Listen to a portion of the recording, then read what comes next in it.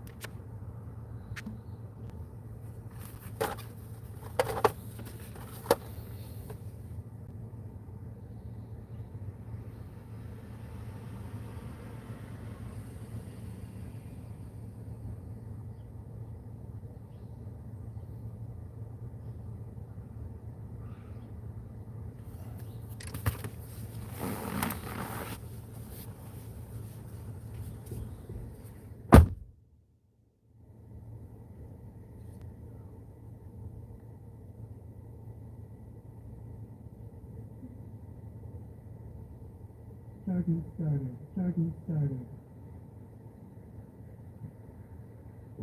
Charging started.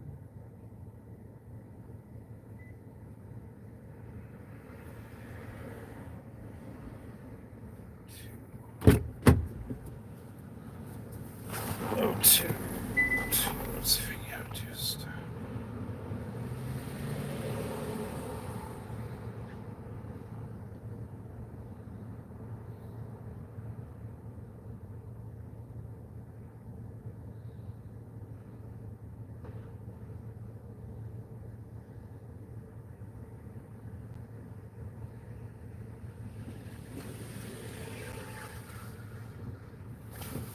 Where's my little thingy?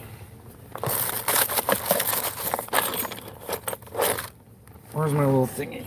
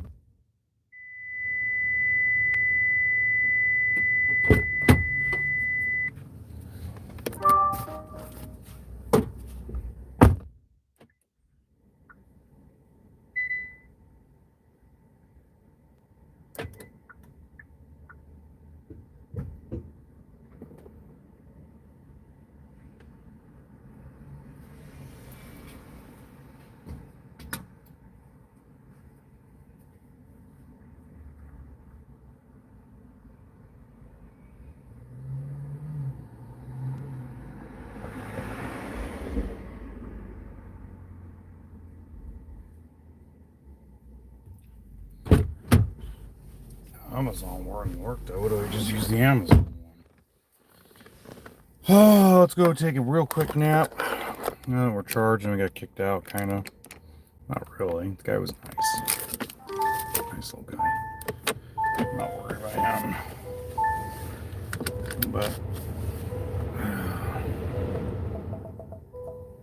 I need to go take a nap anyway. Well, I'll make power charging it cheaper. We're all set to go.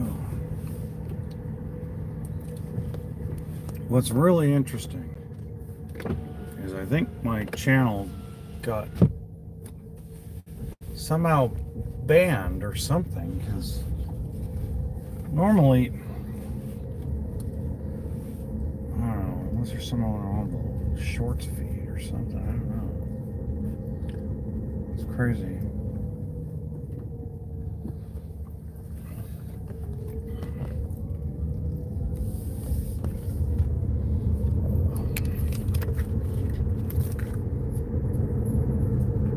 Hey Siri, take me to 24-hour fitness off of Brookhurst. Getting directions to 24-hour fitness.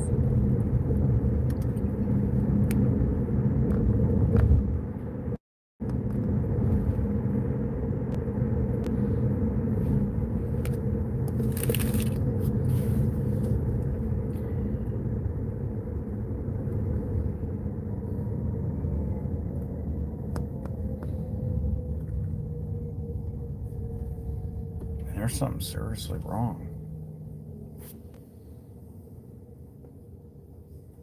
Oh well. It's not the challenge. The challenge is to just live stream. So that's what we're gonna do. We were on pace. It's so interesting. We were on pace for like 2,000 people average per day, and now we're averaging 30.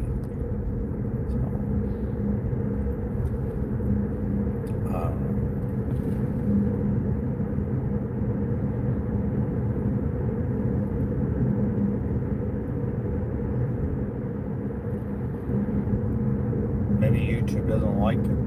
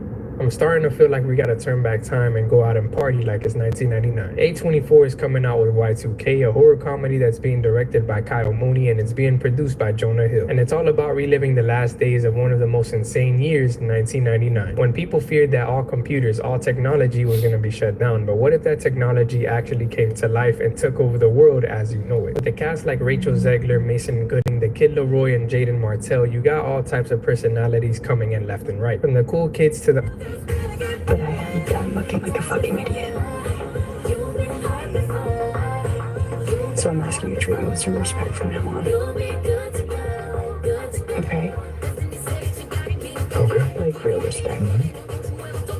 Hey, what's up, Danny? The original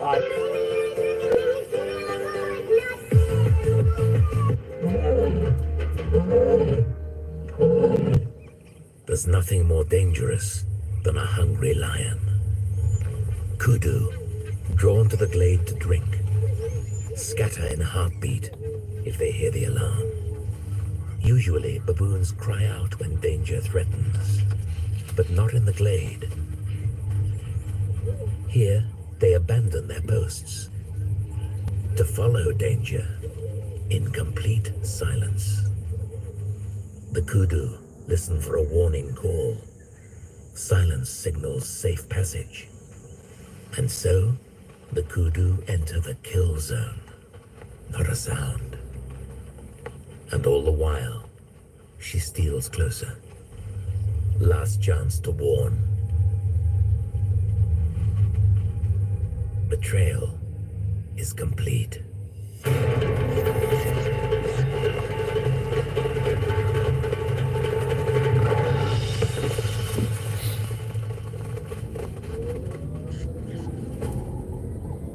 The Glade Pride will eat well today, thanks to the baboons. Why, against all natural instincts, do these baboons remain silent when lions prowl? What's in it for the baboons? If a hungry lion is a dangerous lion, a lion with a full belly is a safer lion. Keep the Glade Pride fed, and there may be peace between natural enemies. The worst small business you could buy. I stay away from restaurants. Restaurants are really hard businesses because they have assets. I don't want any trouble. Good morning. Trouble. I'm gonna get one more. Hey, I'm gonna get one more nap in. So and then I'm gonna hit the gym. So I'm actually heading to the gym. I'm gonna take a quick nap at the gym, and I'm gonna go work out. It's very interesting that there's not a lot of. Yesterday we were averaging for 2 weeks. We were averaging 2,000 people a day here on this stream. And yesterday we got 27. I don't know what's going on. Weird. Just really weird.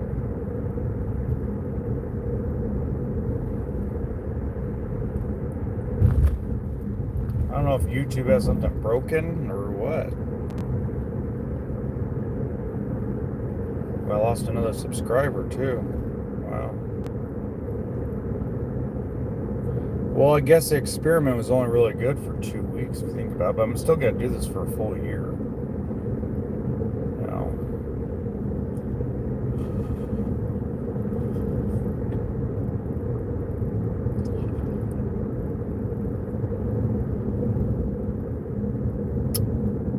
Yeah. Oh, yeah. I sleep in a car.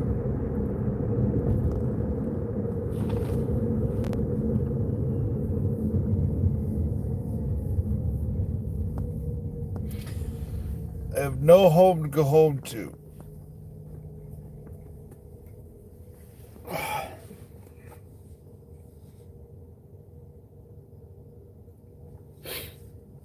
Well, I don't know what it is, because they said YouTube, I looked up YouTube Sing, they said there's nothing, they have no difficulties. So I don't know what happened. No, don't be sorry. I'm gonna make a comeback trail.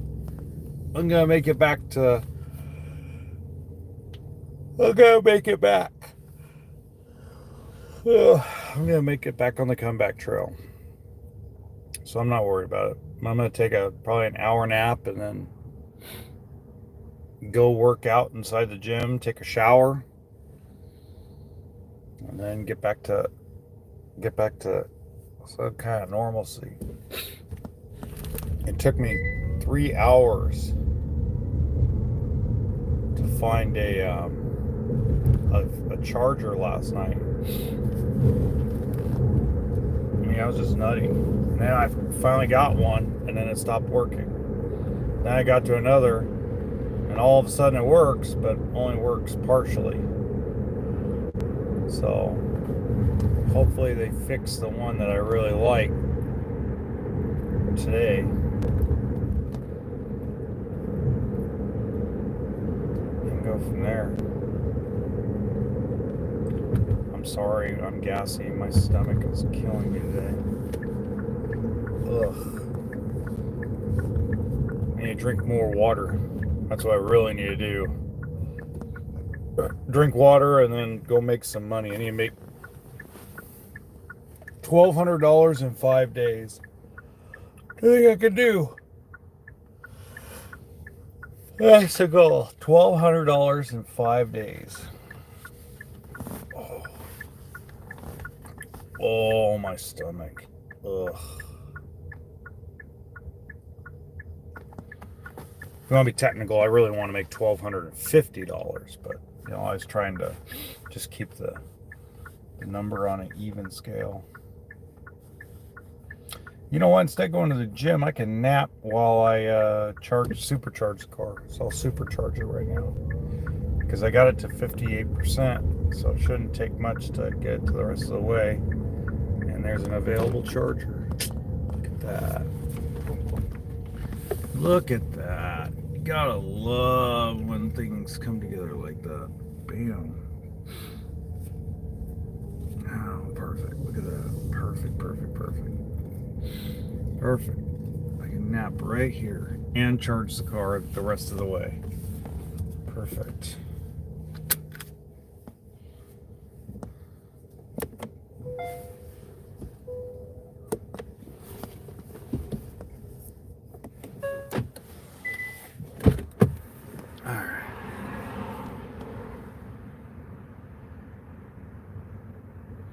It will, man. It's not sad. I mean, it is sad, but it's not. Don't let it get you down because I will be okay. I'm sorry, my stomach. It's gonna take some time. You know, it just takes time. It'll happen though. So I'm gonna plug in the charger. I'll be right back. It takes me less than 5 minutes.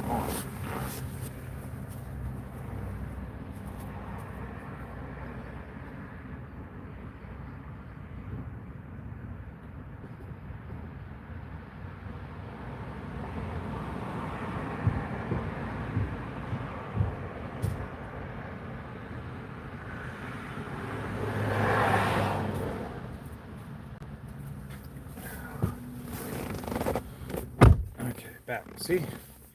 Well, hello. Yeah, don't worry. Believe me, I will be okay. All right. I challenge myself to live stream 24 hours a day, 7 days a week for, it says out.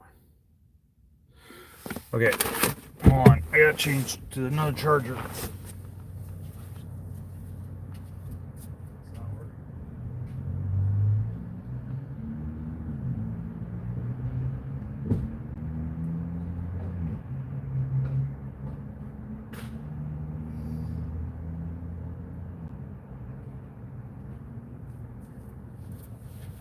Okay, I gotta change to another charger. Now, Hibby, don't feel bad for me. Just, if you want to, come and check on me every once in a while, If you're subscribed to the channel, I appreciate it. And, I'm gonna do this until November. I'm gonna do this live stream, even if I get to a point where I'm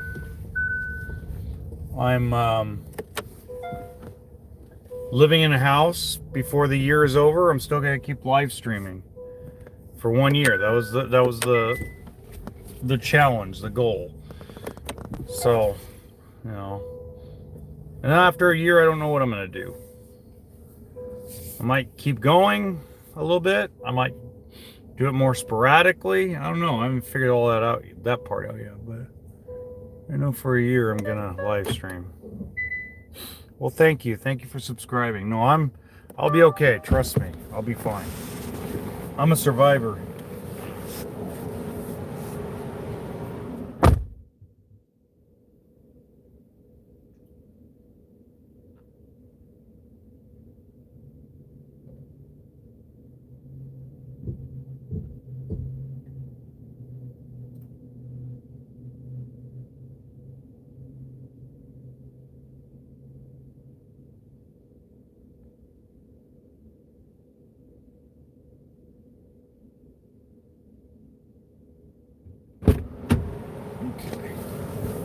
Now I can take a quick nap.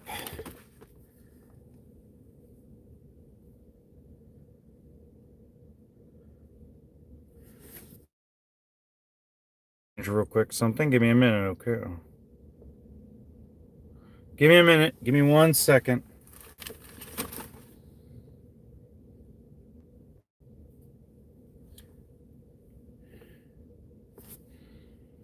Hold on. One charger, 2.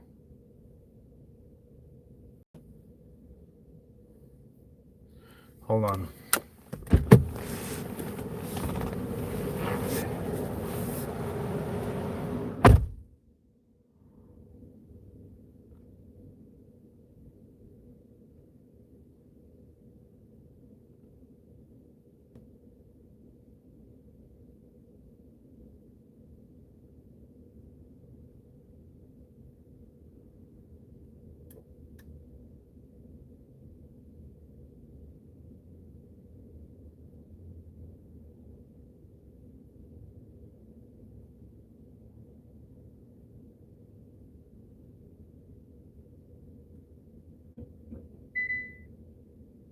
Charging started.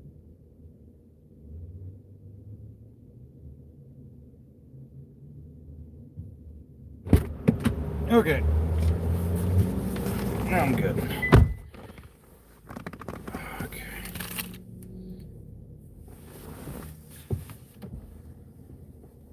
Hey Siri, set timer for 30 minutes. 30 minutes starting now. Hey Siri, turn on timer for 50 minutes. 30 minutes starting now.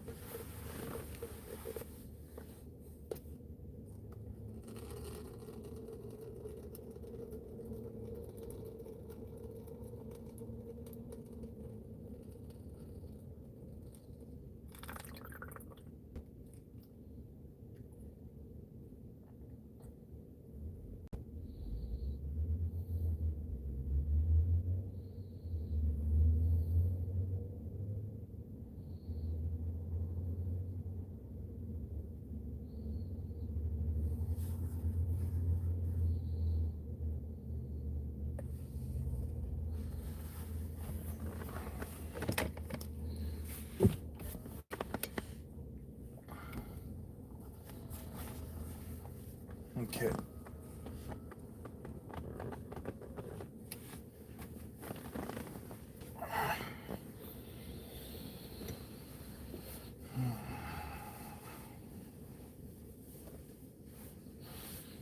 Let's keep the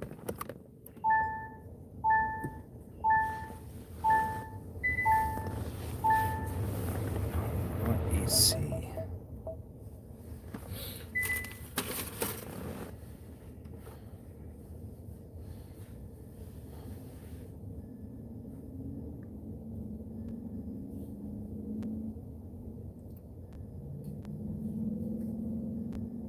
I went from an average of 2,000 viewers a day on a live stream to 27.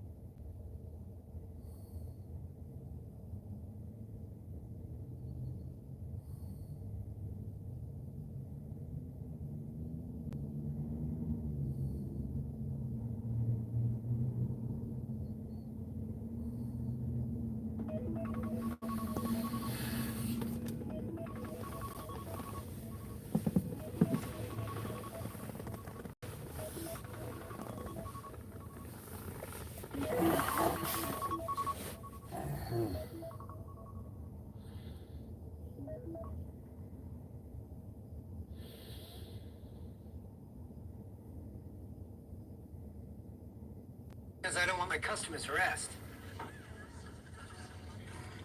What are you saying? He's still here?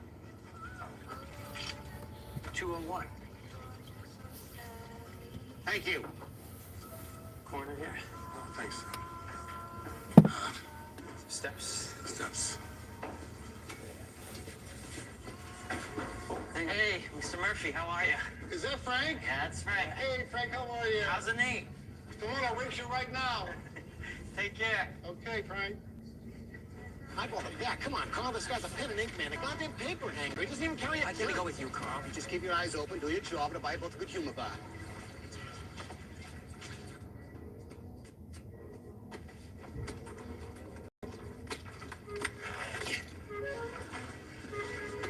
It's all right, man. FBI. 201, 201, 201, 201, 201, 201, 201. FBI!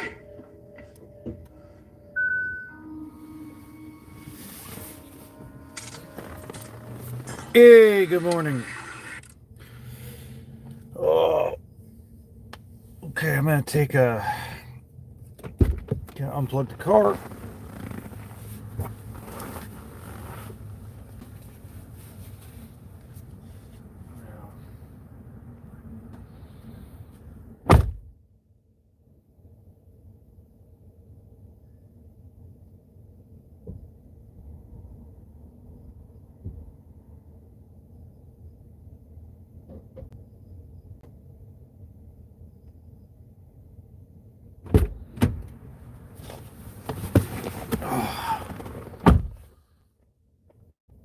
$10. It's pretty good. So we got like saved probably $10 just charging it on a slow charger.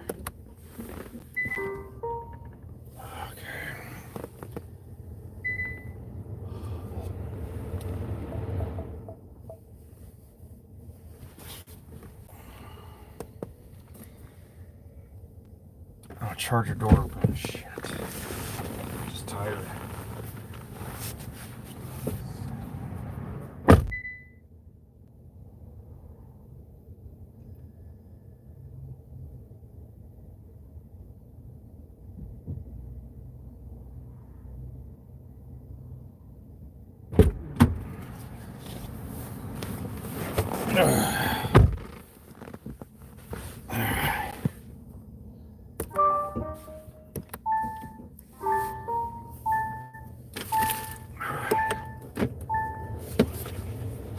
All right, let's go work out. Oh, it's not that, man. That's not the problem. The problem was last night. I was trying to find the free chargers. I finally got to one, and it doesn't work. So I had to go wait for another one. So I got broken sleep. And what happens is these people drop off their cars and they go home. I was like, dude, really? But, like, really, dudes?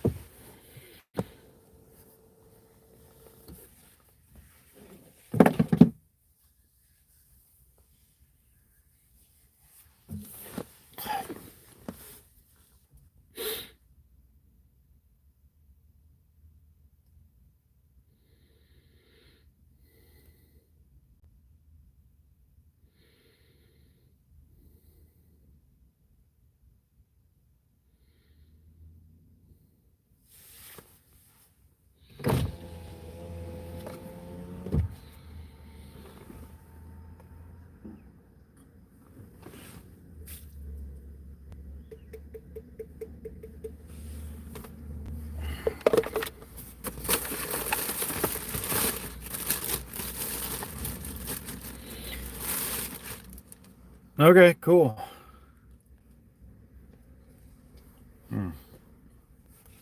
Need water.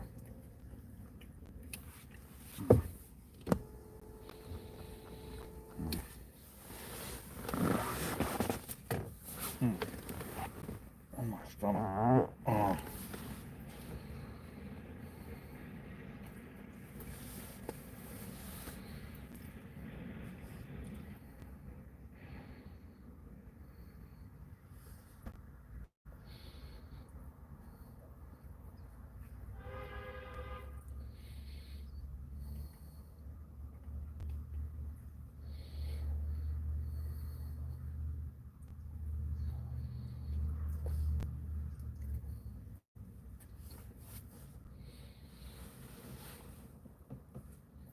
Yep.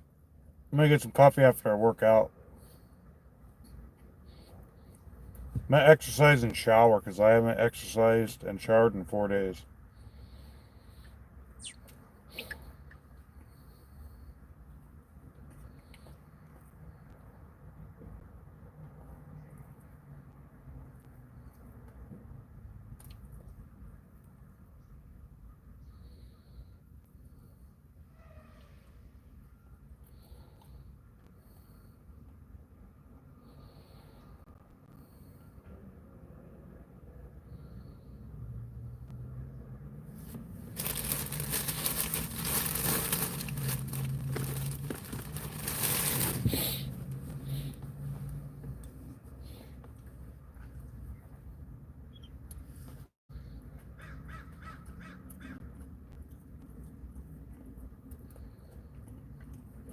I'll be sick.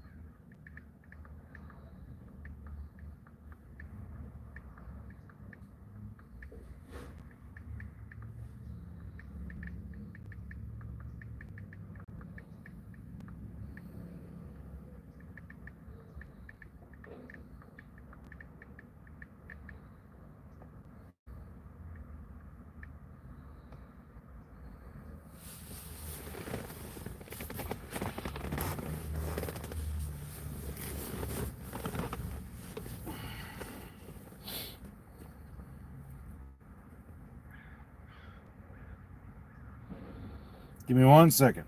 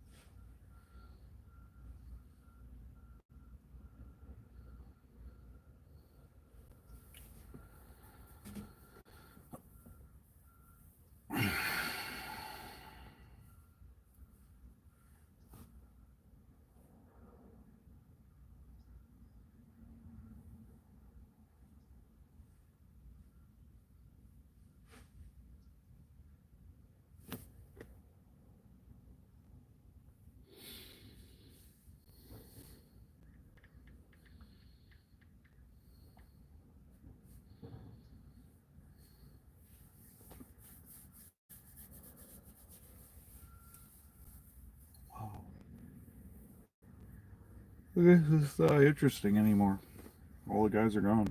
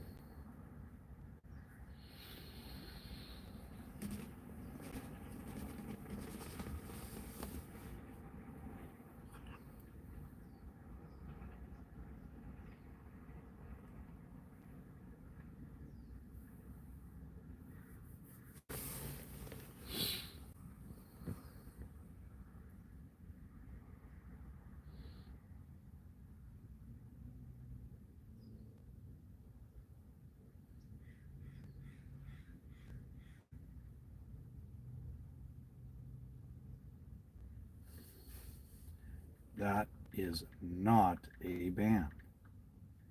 A ban is you cannot sell motorhomes at all.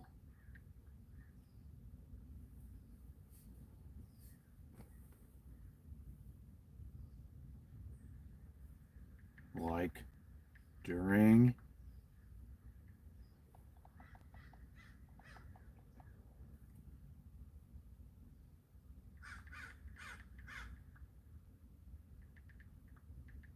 means you cannot sell any motorhomes.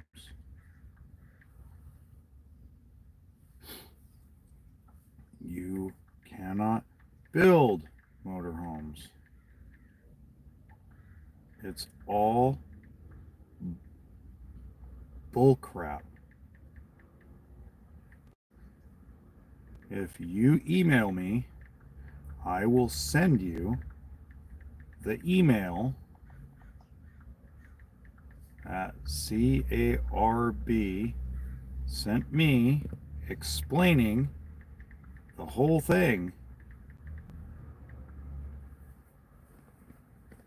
If Newmar and other manufacturers choose not to build motorhomes for those 6 states, that is not a ban. That is a business decision based on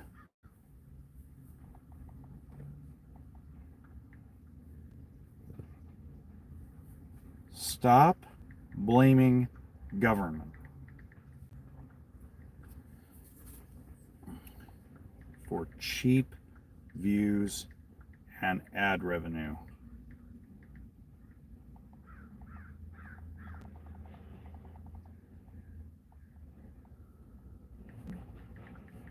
It's been in effect for 2 years in California. Yet dealerships have been selling motorhomes for 2 years.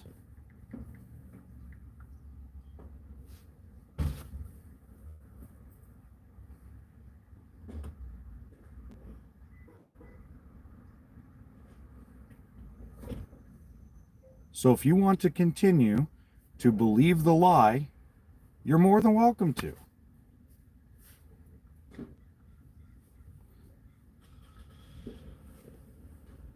The truth is not sexy.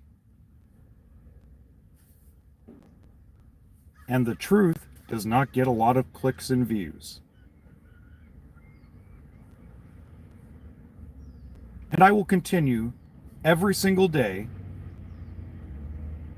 to promote the truth, which is there is no such thing as a motorhome sales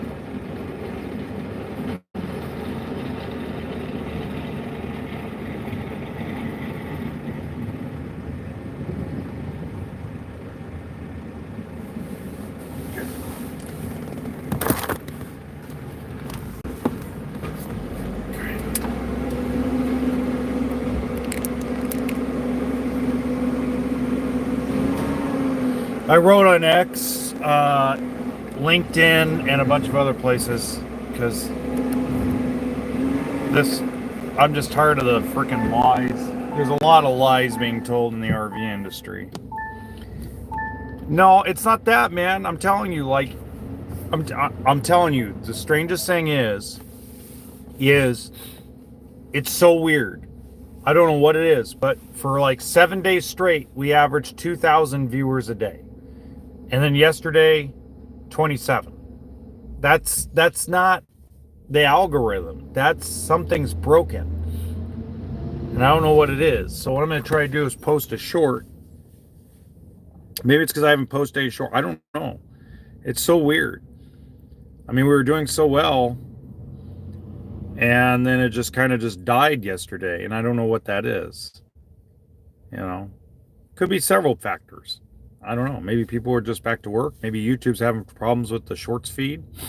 I don't know. All I know is no matter what, I'm going to continue to do this. So, yeah, but YouTube would let you know. They usually will let you know if there's a problem.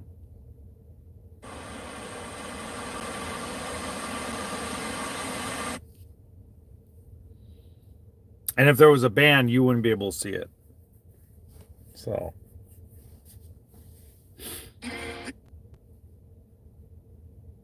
This is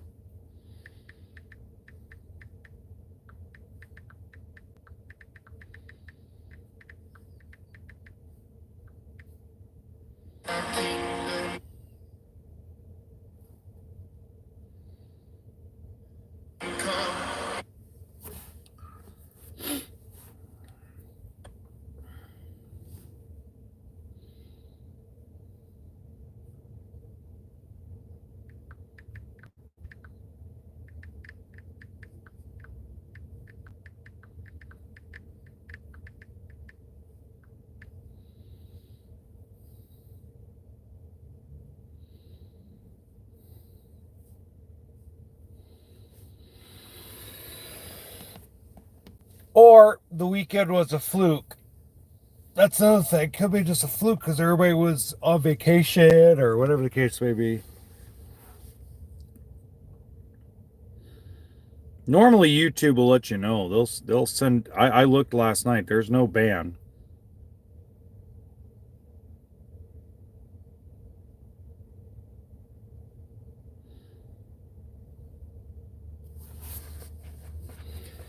Yeah, I don't think the only thing that happened was some of my stuff is blocked in countries, but it's 2 countries because of music. Nothing like dramatic. And YouTube would generally let you know if there was a problem. So, I don't know.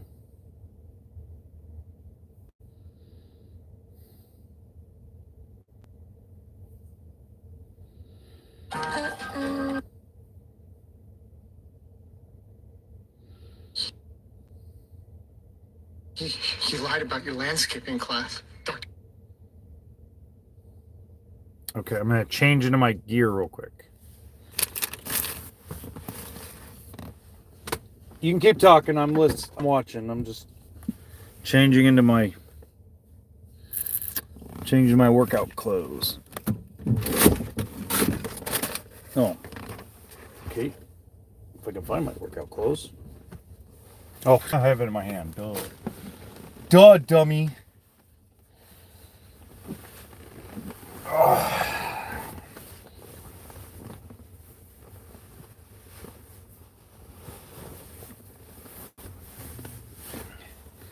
Yeah, usually YouTube will let you know if there's a problem.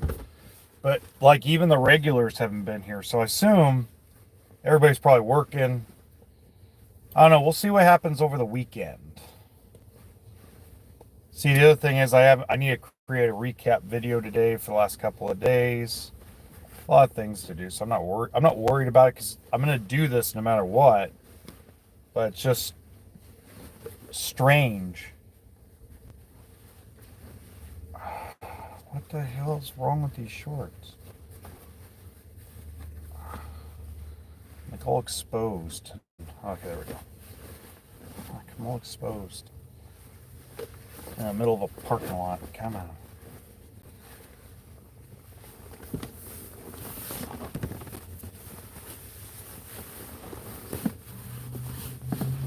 Oh.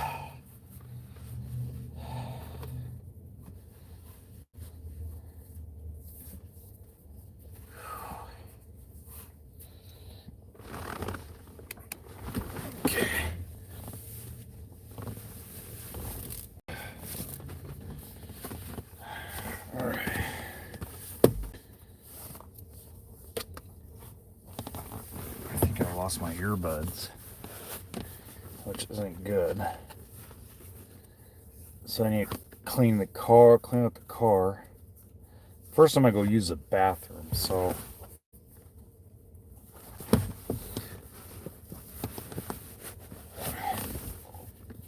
maybe.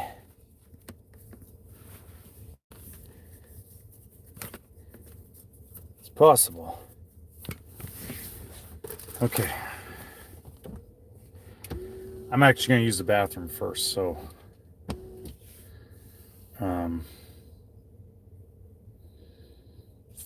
Let's do that. Let's go.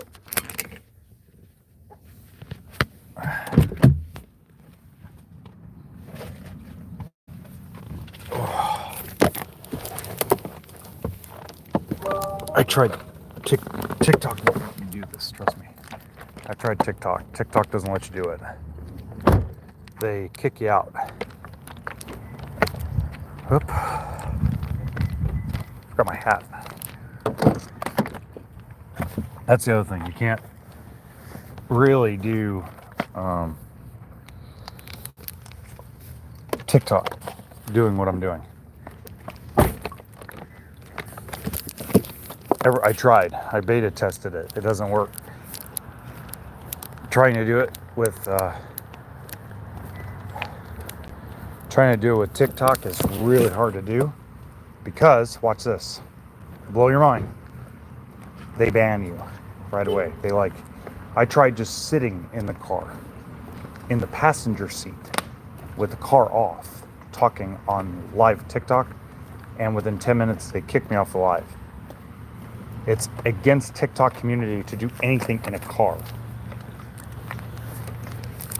And unfortunately, when people get jealous or mad about what you're saying, they just report you. So,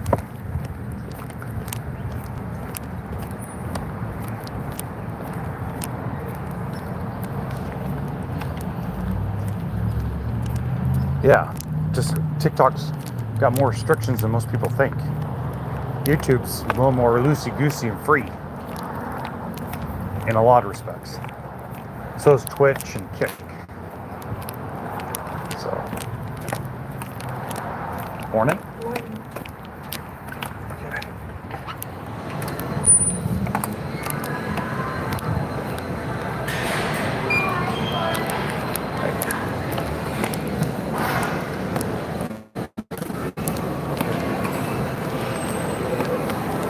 I might go.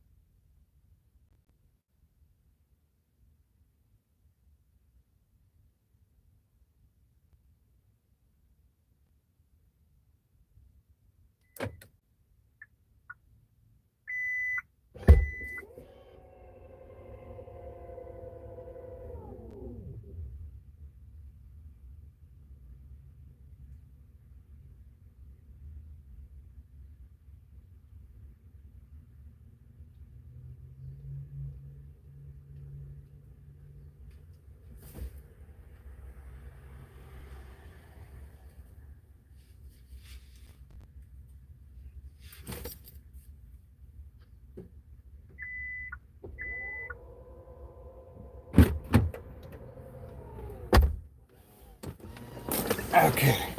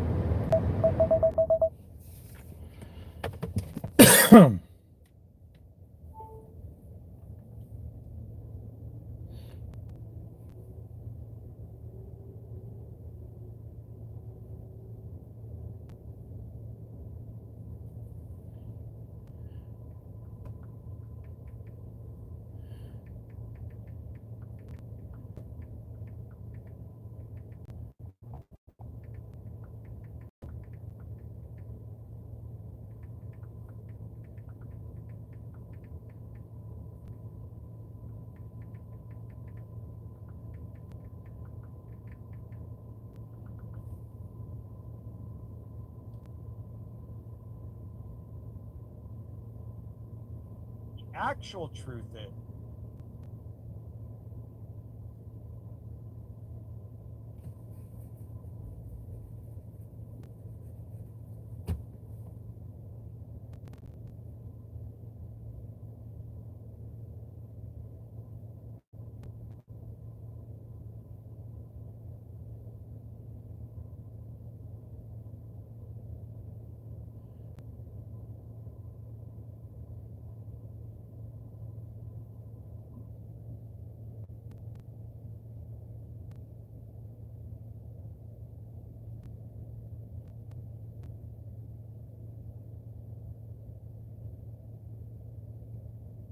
A few months ago, I was sharing my screen on a call that included my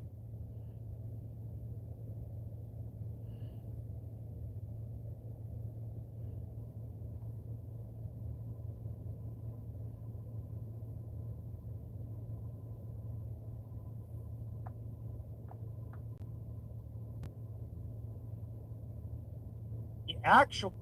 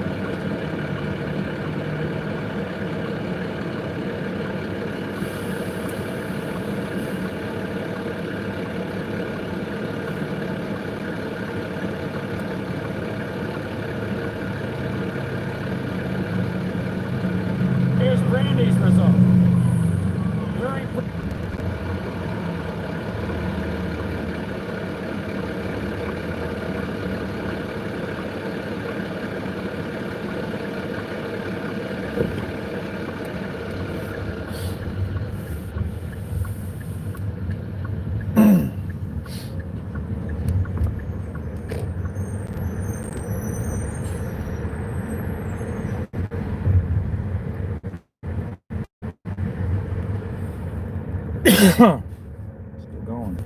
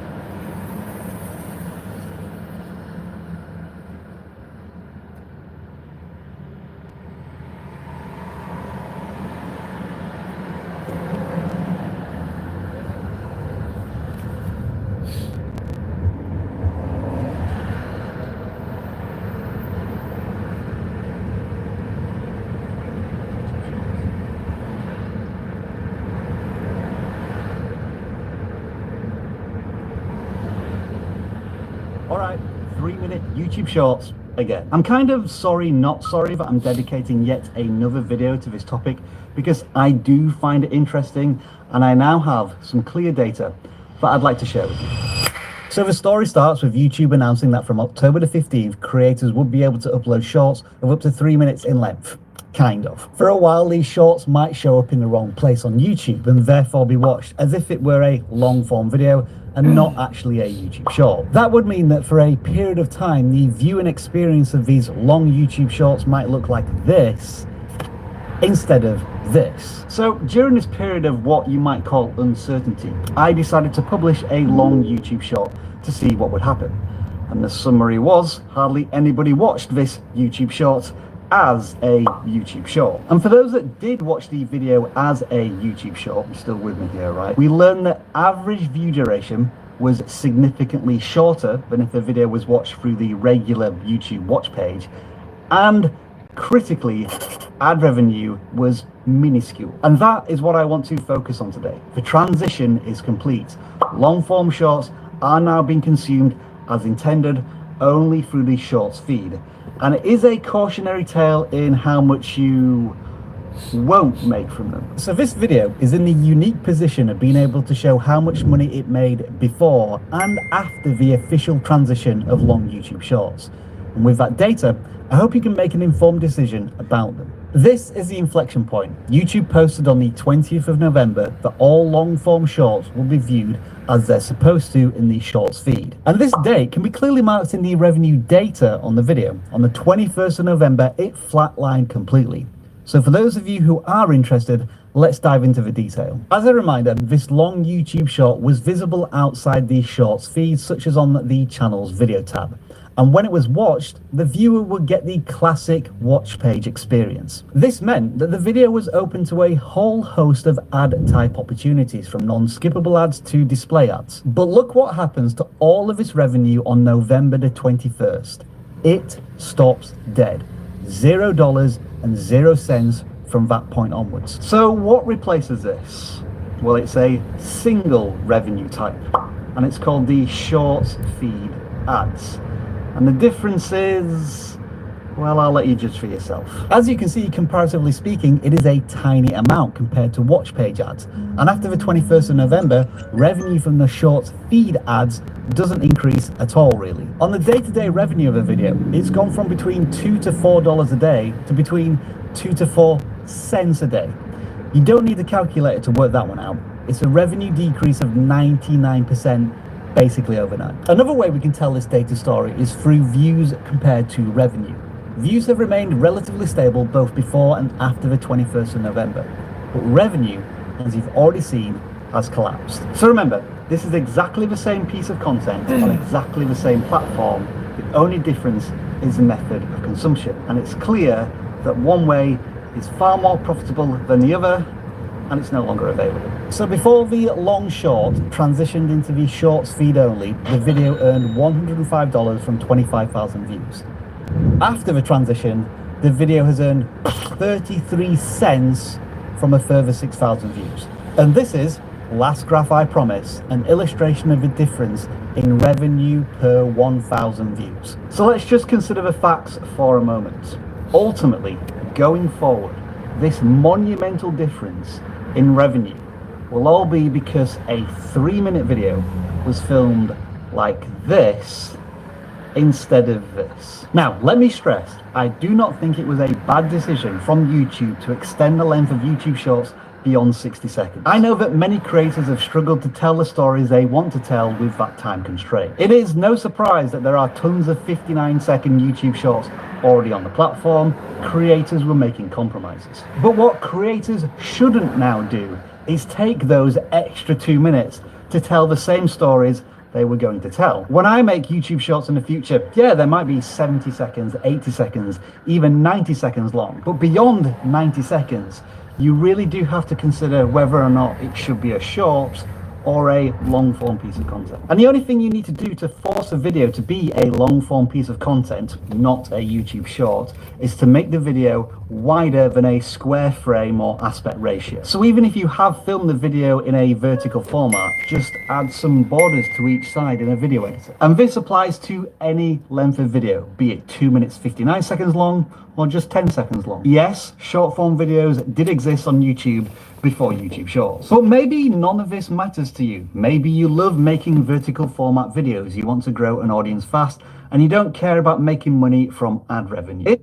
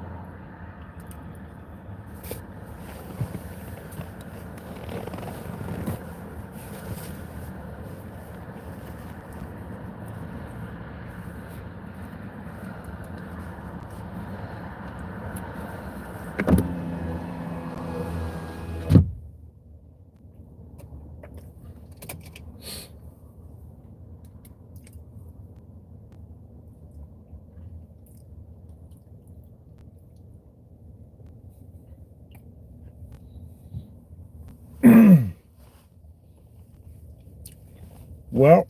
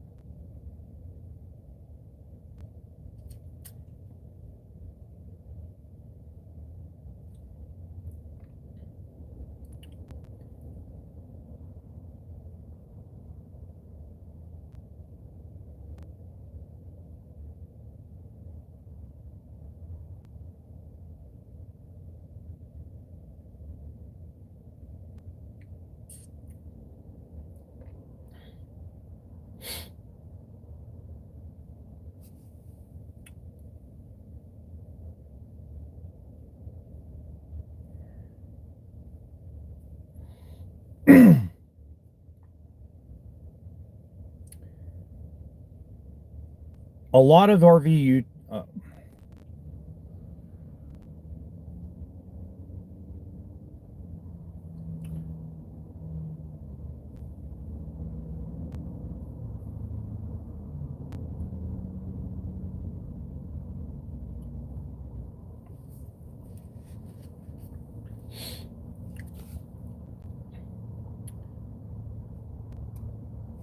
For the first time in a long time, I took a look at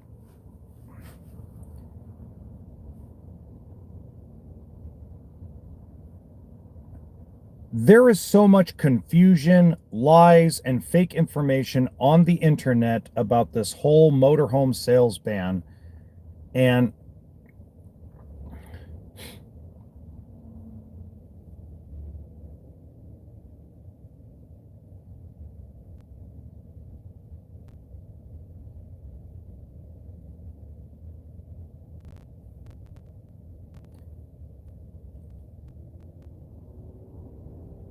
in this episode, I'm going to cover a wide range of topics.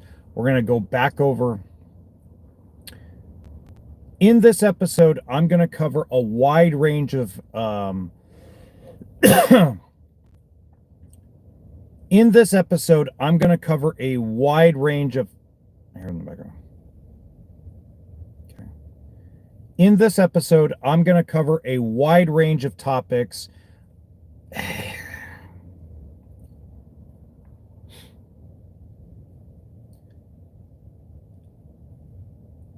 This could possibly be the most boring episode I have done so far. Yeah, there you go. This possibly could be the most boring episode I have done on this podcast thus far to date.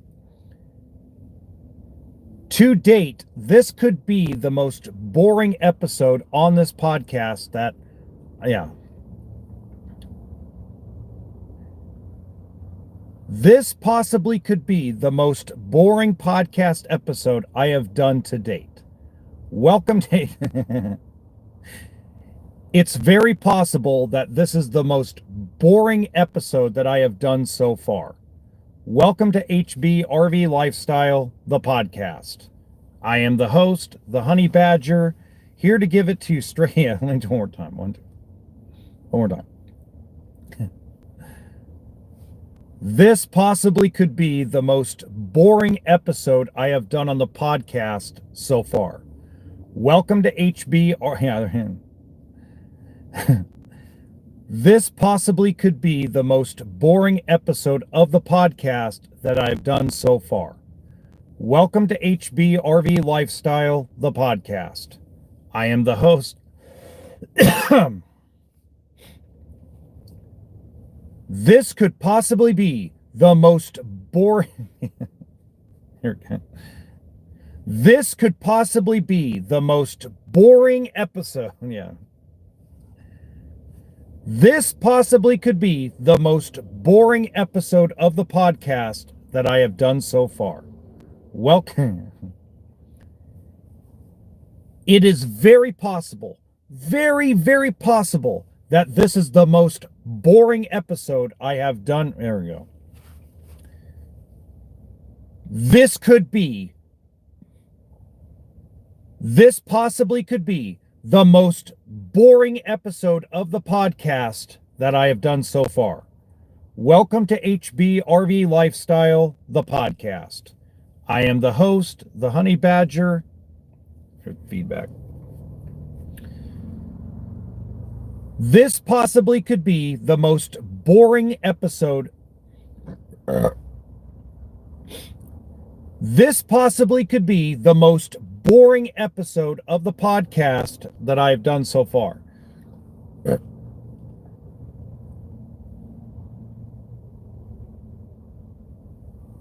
This could be the This possibly could be the most. Okay. This possibly could be the most boring episode I have done on the podcast so far. Welcome to HB RV Lifestyle, the podcast. I am the host, the Honey Badger, here to give it to you straight and transparent about the RV business, as well as other things. Today I have a wide range of topics that I want to cover. I'm going to talk about Spotify a little bit and basically where Spotify... This could possibly be the most boring episode of the podcast so far. Yeah. This could possibly be the most boring episode of the podcast so far. Welcome to HB RV Lifestyle, the podcast. I am the host, the Honey Badger, here to give it to you straight and transparent about the RV.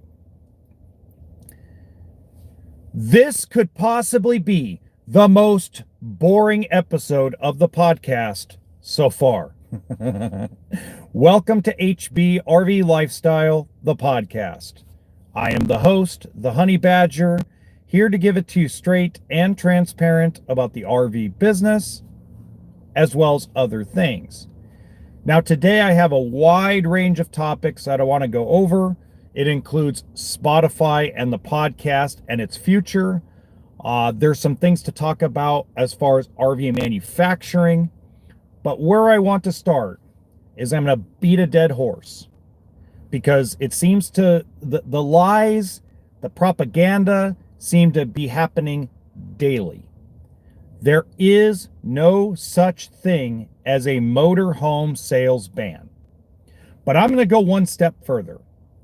The law in California that has been twisted by a bureaucracy called the California Air Resource Board has been in effect for 2 years. I'm going to repeat that one more time. The California Air Resource Board has had this law in effect that everybody's panicked about for 2 years. Let's see. Is California still selling motorhomes? Yes. Is Oregon still selling motorhomes? Yes. So the reality is this is a choice. Now let me go another route in this, okay? If Winnebago today, and I'm going to pick on Winnebago a little bit, but let's say Winnebago today comes out and says, hey, we're going to protest this law. We're sick of this law. We're not happy with the fact that 6 states have passed it. We're not happy about it, not because it doesn't affect us directly, but because it affects our OEM partners. We're going to protest and not sell any motorized product in those 6 states until the law is removed. That's breaking news. That's a truth. I would raise my hand, give everybody a high five at Winnebago, give a high five to everybody at any manufacturer that did it, and said, amen to you. Good job. Because that's the truth. They're, instead of coming out and saying we're protesting, they want to come up with some twisted version that is simply untrue. And now I can tell by Google Trends, of all places, that the folks in New York are starting not to believe these RV YouTubers. If you go to Google Trends, there's a lot of people that are Googling the law that affects New York, the Clean Air Law. And they're starting to find out that all these RV YouTubers are full of absolute shit. Not all of them, but we'll say the super majority of them, specifically the ones that are not actually attached to the RV industry. Now look, I've beat this part of this over the head like a dead horse, just beating it. But I'm going to go one step further. Ad revenue everywhere has really dried up. The economy's bad. The economy's not good. The economy's going to get worse in 2025. We haven't paid for our overspending yet as a nation, as a world. That all being said, I understand why these RV YouTubers are lying. I get it. I get the clickbait. I get the over-exaggeration. I get it. Money's drying up, especially if they're full-time RVers. Those are the folks I feel the worst for. because slowly but surely it's become more important to the average American and Canadian family to figure out how to survive 2025 until the economy gets better than it is watching some folks camping and having a good time traveling the country. So what do? You come up with some twisted version of something so you can try to not have to go back to work. I get it. I'm 100% on board with that. I support that. I don't support you lying, but I support the fact that you want to stay on the road with your family. You want to stay on the road with your spouse. You want to stay on the road with your significant other or your life partner or whatever, attached word you want to put to that relationship. 100% on board with that. I understand, believe me, I truly understand and have seen, even though I'm a small meat and potatoes person, I've seen the reduction in how much money YouTube and TikTok and Instagram are paying average creators. Not everybody's on OnlyFans making $43 million exposing their body. So the reality is RV content right now is at the bottom of people's lists on YouTube. Now you go over to TikTok and it's a whole different scenario. But see, TikTok doesn't pay very well. I got 1 million views on my TikTok channel in November. 1 million. It's back-to-back months where I've got 1 million views on TikTok. Thank you to all my TikTok fans. I appreciate you. You know what it paid me? 2 million views? $400.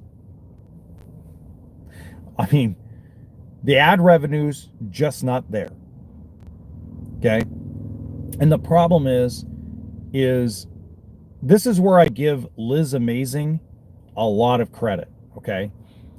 She has figured out how to be consistent as a YouTuber, and the reduction in ad revenue and the reduction in views does not affect her.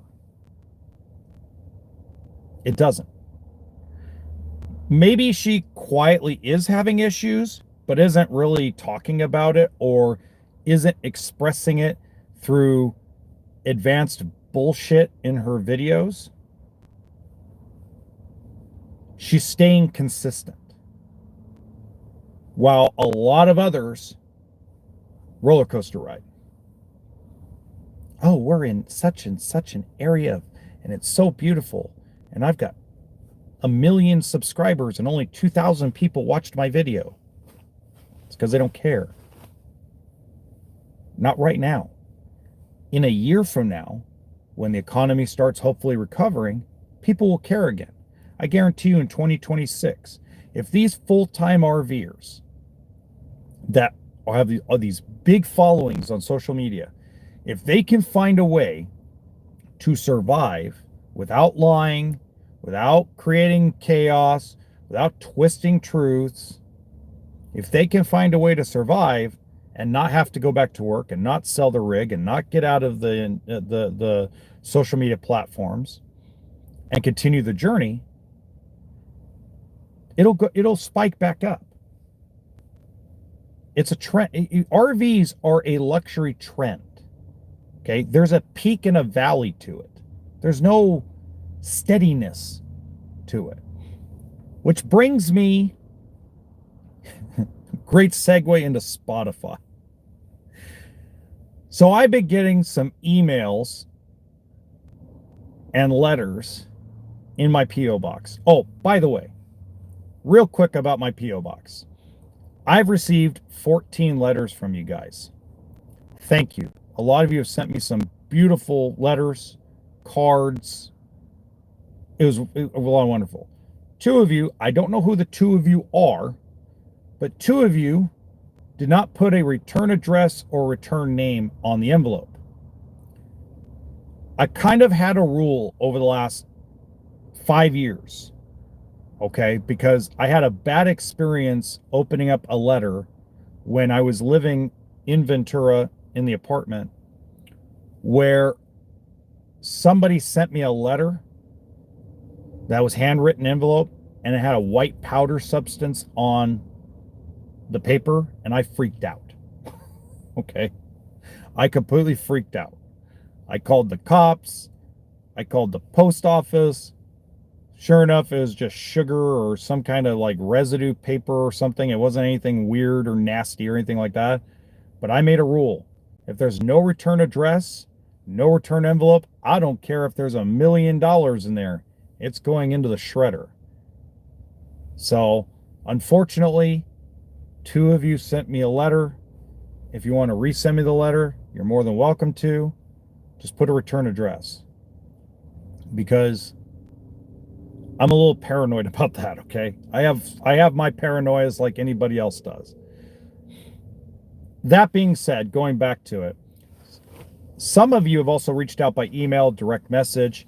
I even had an RV factory executive, reach out to me through email and asked me when I'm going to go back on Spotify. And how this has all been coming about is a lot of you have been going through Spotify Wrapped. So if you guys go to your Spotify account, like I guess it wraps everything you deal with or listen to. And I guess a lot of folks really were like, hey, you haven't downloaded an episode since July. So here's quick about Spotify. January 1st, I'm going to record a special episode, probably around middle afternoon. And it's going to be uploaded to Spotify, Amazon, iHeart, and all the other platforms I was on. Okay. That being said, when I record an episode, more than likely I'm going to live stream it on YouTube. And then the sound part of it will re-upload later on that day. This will probably be the last month that I record my face and pre-record my face for this podcast. I'll still do it on the main channel because that's not a podcast, that's an education channel. But more than likely, because the way Spotify and all these things work, it works through an RSS feed. And we'll say that somebody sent me $100 to pay for the RSS feed. So, done deal. January 1st, gonna happen like clockwork. But what's cool about the feed I use, or the company I use that has the feed, it uploads the voice recording as a video onto YouTube. So you'll have the live version, and then you'll have the recorded version. So I'll probably still do shorts like I've been doing to promote the podcast, but it's going to be very, very different next year as far as I'm going to focus in on the main channel and growing the media company, which is a great segue into another subject. I have noticed in the 2 years that I have been doing this podcast that there is a legacy media or a mainstream media to the RV industry. There are a couple of really cool, talented, amazing independent media companies in the RV industry and in the camping industry, one of them being RVtravel.com. But there's not a mega media platform for the RV community, for the outdoors community. It's all corporatized. What I mean by that is there's always like this trickle down effect of money. Like, I'll give you an example. Anderson Hitches reached out to me to sponsor the main channel for me to become a brand ambassador. I like Anderson Hitches. I'm okay promoting Anderson Hitches. I'm okay. I don't know if that deal's ever going to come through, but if it did come through, I'm perfectly on board with doing that.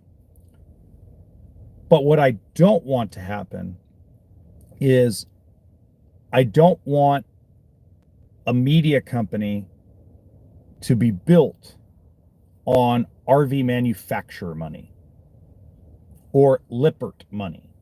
Okay. I'm good with them paying for ads. Here's the thing. If they want to pay for ads, I'm good with that. If they want to pay for me to have put a spot on my show for a new solar panel that's an LCI product or a new fangled suspension thing, whatever, I'm good with that. But we're not going to build this media company on the back of manufacturer money. The problem we have in this industry is that RVIA, RVDA, RVbusiness.com, a lot of these places are propaganda and special interest groups for the RV manufacturers and a lot of the OEMs of the RV manufacturers.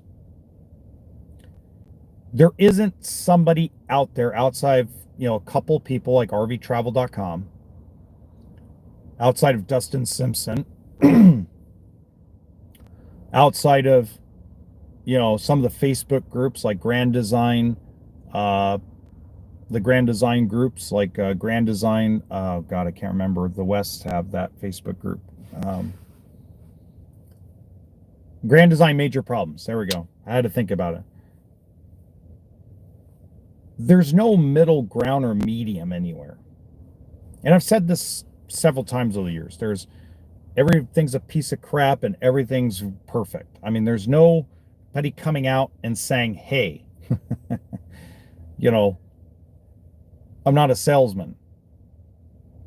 Now, I might go back to being a salesman, but when I sell on the back of knowledge of, okay, you want to spend only 15 grand on a brand new coach? Let me show you what you're going to get for 15 grand so you know what you're getting yourself into. And that way, when you go camping, the first thing you're not doing is calling me going, hey, it broke. Something always goes wrong. I always try to set people up. Something will go wrong on your first trip. It's how you handle it up here and in your heart. That's how you deal with it. So I always tell people, like, when you go out for your first trip, whether you buy used, whether you buy new, whether you buy private party, whether you buy from a dealer, your first trip should always be some local park, some local campground that's within 30 minutes of your house, maybe an hour outside your house, and just go run the systems and play for a day. You have to get it to go down the road and hit some bumps and bruises to double check everything's good. What you don't want to do is go 6-7 hours away from your house and all of a sudden find out your refrigerator doesn't work. Now, of course, I have videos about how to be prepared for that stuff, but it's still not a fun thing to go through.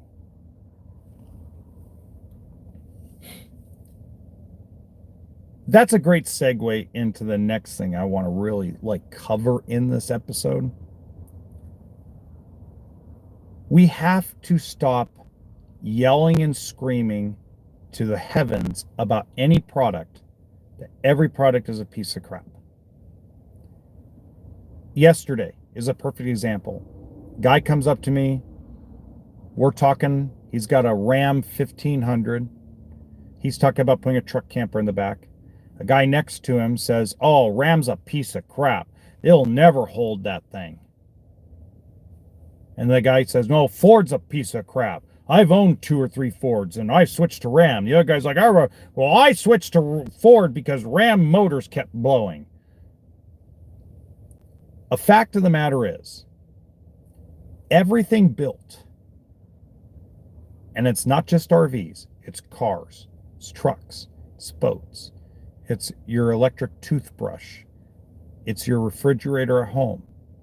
Everything is not built perfectly and built to last. Okay? Specifically, especially when it's a moving part. Now, your household appliances in your home last a long time. But just imagine if your house is like all day, every day, shaking, moving. It was an earthquake every single day in your house. Earthquake, earthquake, earthquake. How long do you think your plumbing is going to last? How long do you think your chandelier is going to last? How long do you think your refrigerator is going to last? Not long. Right? So the reality is we need to expose problems. Even if they're the smallest problems. Let's say it's a water pump issue on an RV. It's a belt issue on a car. It's an electrical issue on a boat. It's a small one. Doesn't affect what you're doing in the moment, but it's a frustrating thing. Like, what the hell am I having to deal with this for? Those need to be exposed because people in general are going to still RV. People in general are still going to buy cars. They're still going to buy boats. The more information that you have, the more you know, okay, I know that X brand is going to have this problem, but my wife loves it. And I got to get her out camping. And it's the only thing I can find that she actually likes. There's a comment on my TikTok channel. I don't like Wolf Pup travel trailers. I think they're the worst piles of crap on God's green earth. He reaches out and he goes, does that include the Black Label? I said, yeah, anything by Wolf Pup. They're the worst single axle trailer out there. And so he tells me in the thing, he basically says that's the only thing him and his wife could find that she likes pretty much. I mean, that's the gist I got of it. And I'm like, I wrote back, instead of saying, oh, stay away, just keep shopping. My response back was, if it's the only thing she likes and that she can go out camping in, then just deal with the problems. Buy it, deal with the problems as they come, and go build memories. That's when people tell me, when I put a fifth wheel toy hauler on the worst list ever, and they say, well, I haven't had any problems with mine. Good. I never battle you.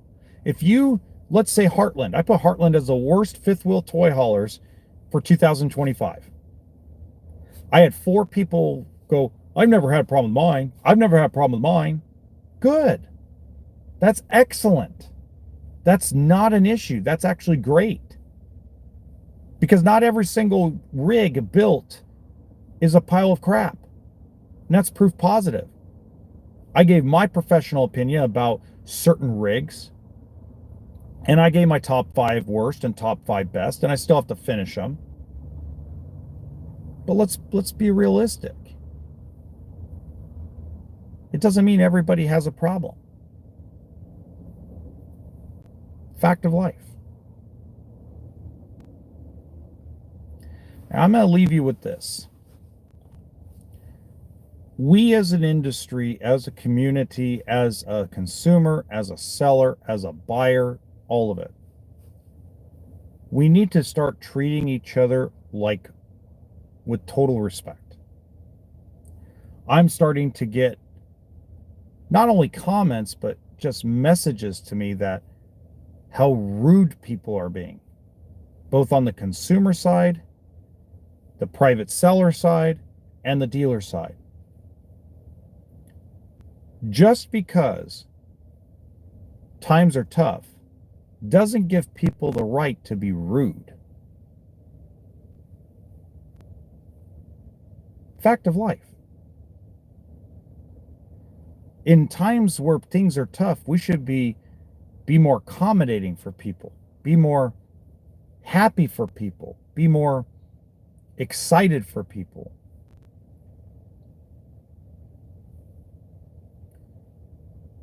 If one thing I learned in my experience of being on a walkabout, thank you, Lana, is I watch people walk over other people. You start seeing stuff like that. I've seen people that are sleeping on the streets and people walk over them, metaphorically speaking. And I'm like, that person needs some help. They're sleeping on a sidewalk in the middle of San Diego. The other day I was up in Santa Barbara. It's like, come on, guys. We should be helping each other, not dragging each other around down. And you know, the one thing I'm trying to put out to people too is integrity is a big thing with me. I've blocked probably a dozen people who have basically lost all of my respect because their integrity got shot because of either the way they're acting, the way their mission changed, or the way they behaved with either manufacturers or money or whatever the case may be. That being said, if you are a consumer advocate or you want to be a consumer advocate, you need to remember what the mission is. Okay? There's probably 2 or 3 dozen folks that I have spoken to over the last year, all of 2024, who start out wanting to be this advocate for people to help them get rigs fixed. You know, Grand Design rigs fixed, Heartland rigs fixed, Jayco rigs fixed. There's a lot of folks out there that it starts out as, and I remember this, I was talking to this lady. She's a wonderful lady, but she now is on a mission to tear down the RV industry. I'm like, wait a minute. Your mission was to help people that are having problems with their air conditioners, because she's noticed a big trend when we were talking in the summer of air conditioners like going dead in the middle of summer with people living in them. And when her and I chatted about this, she started to reach out to Dometic and Norcold and all these, you know, Coleman, all these air conditioner companies. And the mission for her was very simple. Get replacement air conditioners faster to these people that live in their rig in their desert. Get them warranted. You know, that was her mission. Now as the mission has come along, she's been tainted by that thing that sits there and gets pissed off and angry, because when you're a consumer advocate, or when you want to be a consumer advocate, all you're listening to all day is negativity. All you're doing is listening to people's problems all day. And so it twists you and turns you into this person that wants to go and attack everything. I no longer talk to her. And it's not because I don't think what she was doing was good. I think she was doing a great job, but just, I mean, her mission changed. Her mission was no longer about helping people. It was now about, I'm going to burn it down. I'm going to burn down Dometic. I'm tired of them. Every other day, somebody's got an air conditioner problem. Why do they build such a piece of crap? The federal government needs to step in and regulate these people. Let's see. I told her, she's a sweetheart. She's an absolute sweetheart. She lives in Maine. Absolute sweetheart. I told her when she originally told me that, I go, the federal government will never step in. I've told several people this. It doesn't mean stop complaining to them. You never know. Something might wake up in their heads. I'll give you an example. Grand Design RV will have a class action lawsuit built against them by some law firm at some point in time over the frame failure, frame flex thing. It's going to happen. They're doing the best they can on their end to try to prevent that from happening or to limit the damage. But go watch Aaron Brockovich. Nothing happens slow. That whole PG&E lawsuit, it dragged on for a while. This is another situation where eventually, I don't know who, I don't know when, I don't know, it could be currently happening. I don't know. But there will be a class action lawsuit over this frame failure and frame flex thing, over the air conditioner thing with somebody, over slide seals, over all that stuff. There's going to be class action lawsuits before the federal government will ever even consider stepping in. But again, it doesn't mean don't stop complaining. Contact NHTSA. Contact them. It's fine. That's what you're supposed to do. But realize nothing more than likely will come out of it. You can stay up their ass all you want. You can call every single day.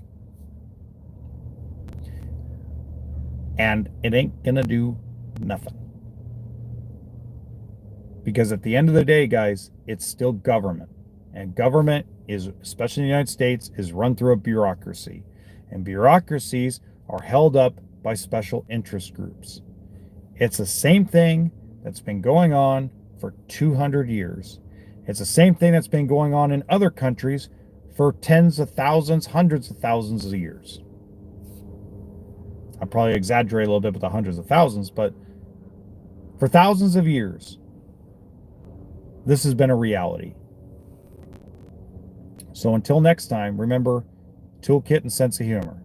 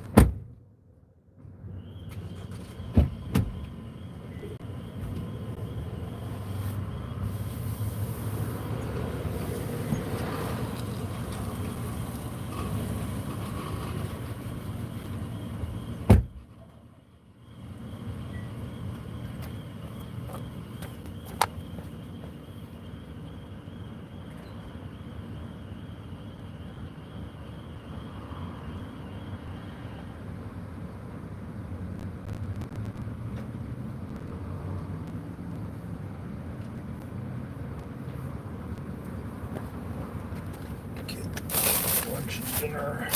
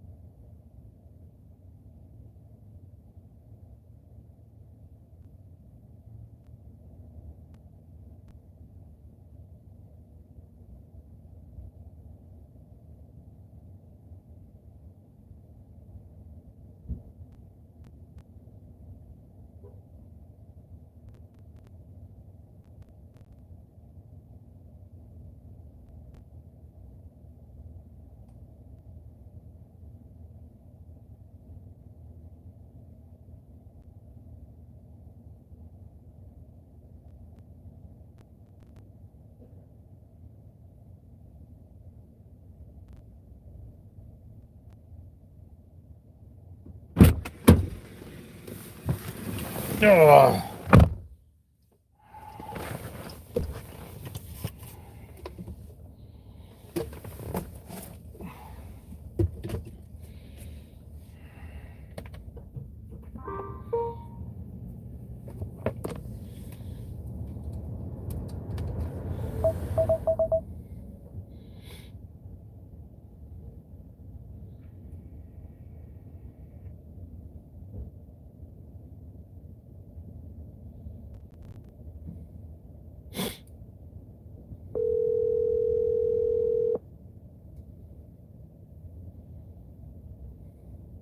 Hey, you. What are you up to?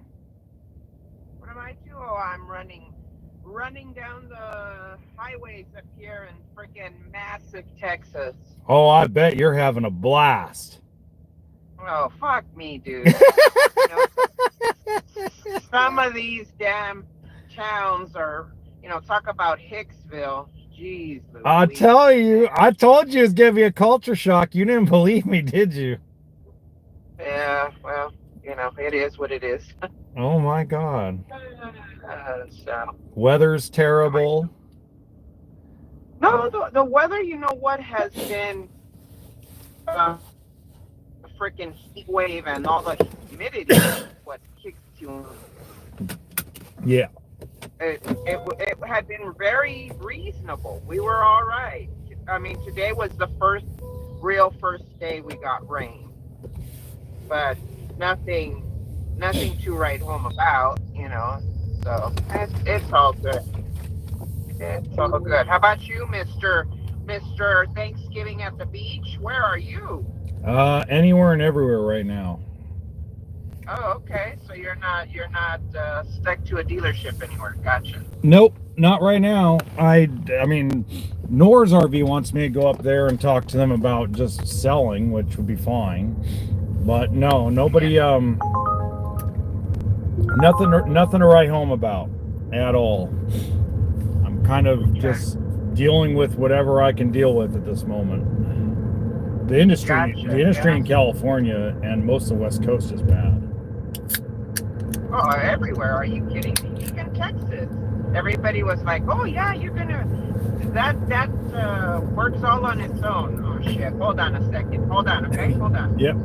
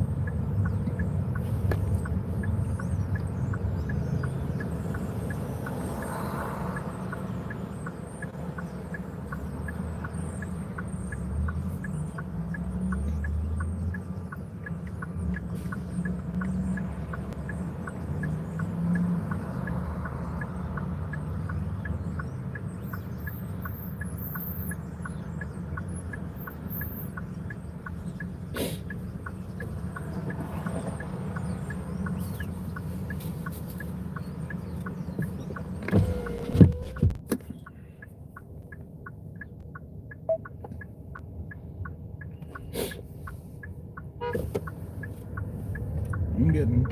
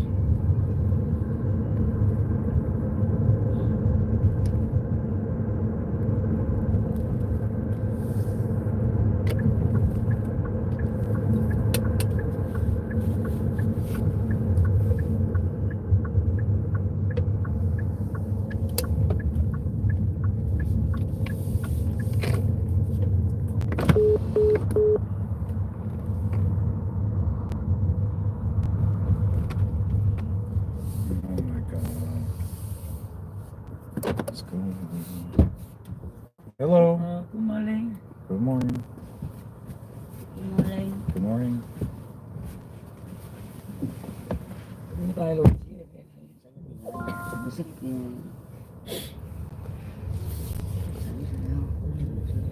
có tiếng này cái thầy cái gì cái này cái này lại lỗ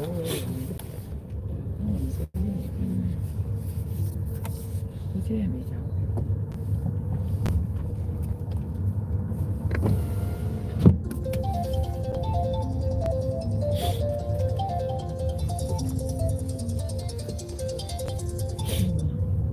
alo cái gì đây alo 2 giờ chiều đến chợ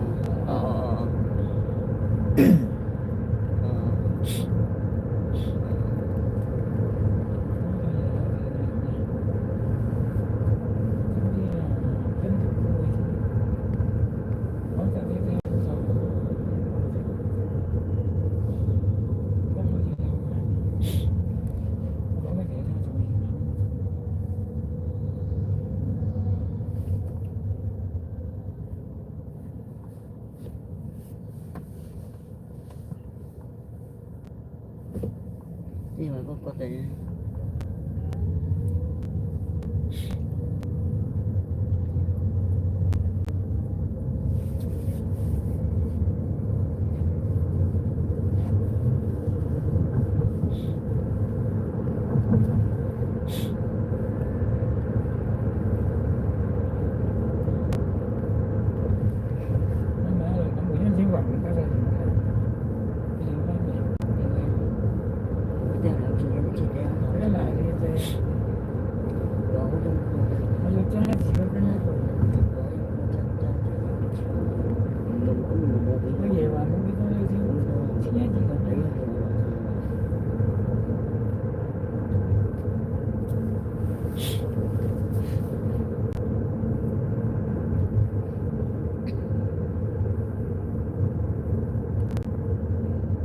mà cái hộ hỏi mày gặp nữa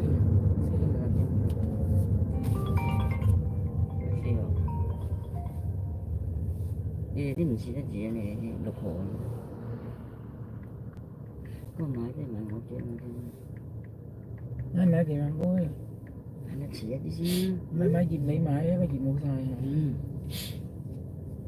gì mấy mãi hay không ha thế mà cái gì to thì số tiền to một cái mà có chứ gì hồi xin đo cả này tôi gì xin đi thì nó chia có gì hộ biết gì đây gì nè xin nói đi nói vậy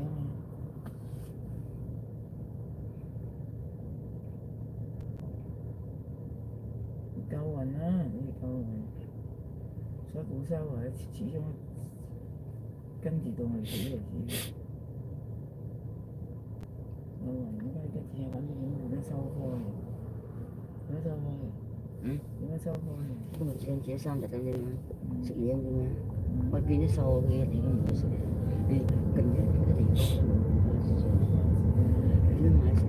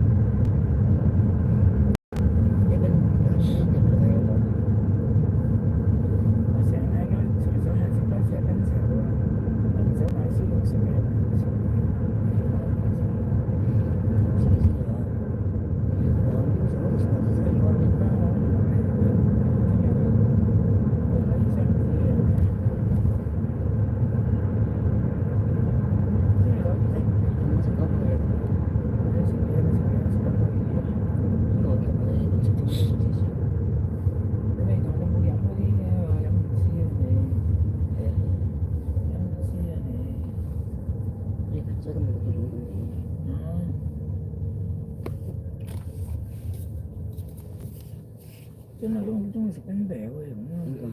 我哋成日喺度嘈做點解食你整啲嘈住唔得。你自覺幾多期？你揀你星期六、星期日呢啲咁嘅食平時唔得。成日翻嚟要你成啲嘢遲咗，要有咩？佢煲白水清水，咩嚟？翻嗰日問阿臭。而家我都唔知點樣。我一直講水嘅嘢。好一心啊！喺哪講落去？佢話點樣差館100蚊咁。人哋收嘅，唔止一間收嘅，醫護所間收嘅，台東邊啲事。我冇攞嚟呢個。我唔感覺嘅，睇緊呢個跟住睇住差緊呢個嗰位啦。啱啱講，嗰次我講，佢差緊呢，我講冇聽你，引導之間我講。因為呢啲唔係難。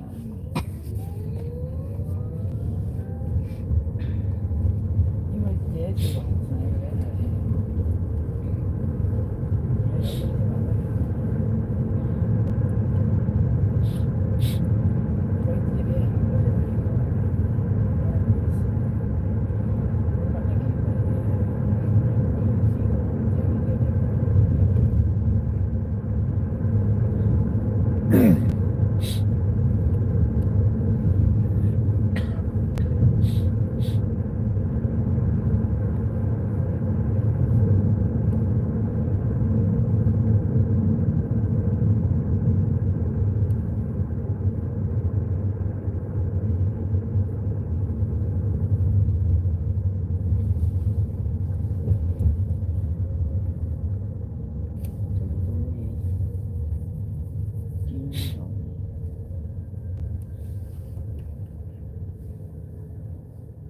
多10萬蚊好抵啊，計啦。聽呢大好多，但係我記得間賣260啫喎，未人揀佢喎。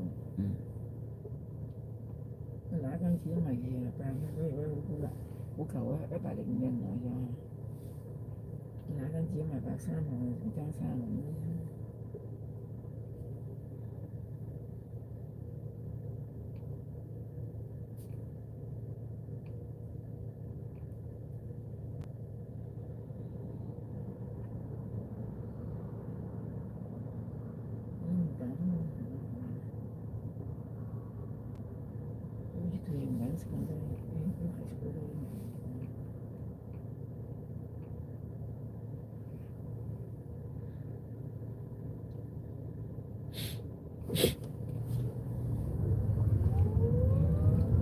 你攞我張買送我喺會1號俾你真都未有個，我冇人攞啊，因為1號開始俾我，我執咗我就俾咗。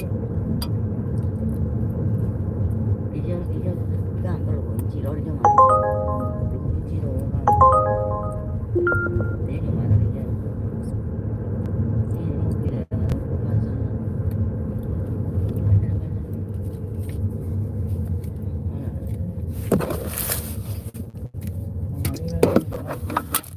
依家唔係翻嚟香港都附近係嘛？呢隻狗嘅，有款啊！呢隻狗。依家你俾我自己都驗都冇樓上。你辦唔到啲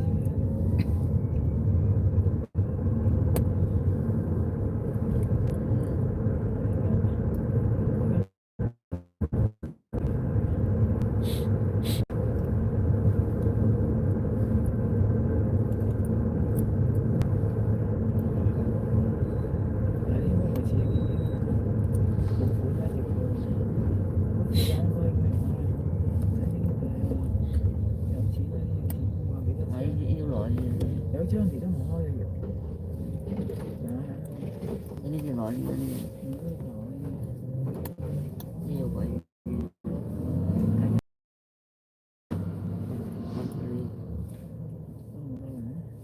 那個幾多老嘅算佢兩個，老嘅見，後生未見嘅。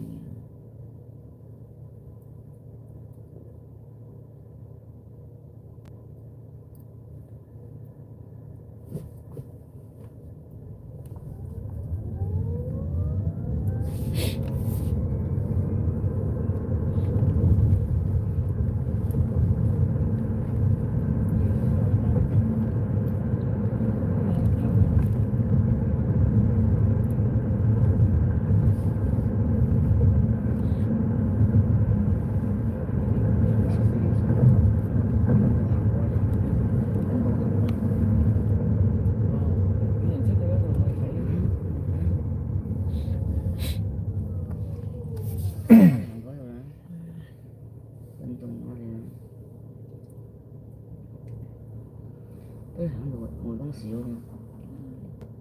嗱，標唔知邊間啊咁㗎，我見啦。唔係一標，我老實嗰隻叫落花。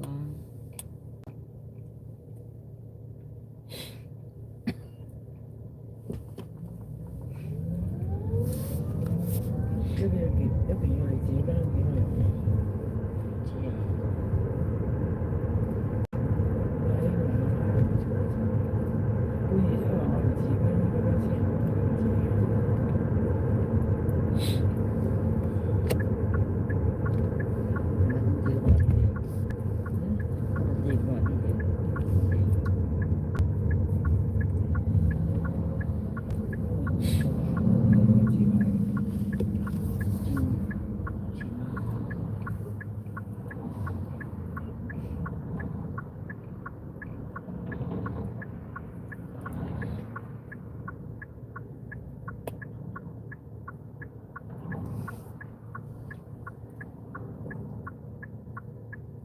剪呢度係剪呢度啊，剪到唔係呢度啊，去行個路。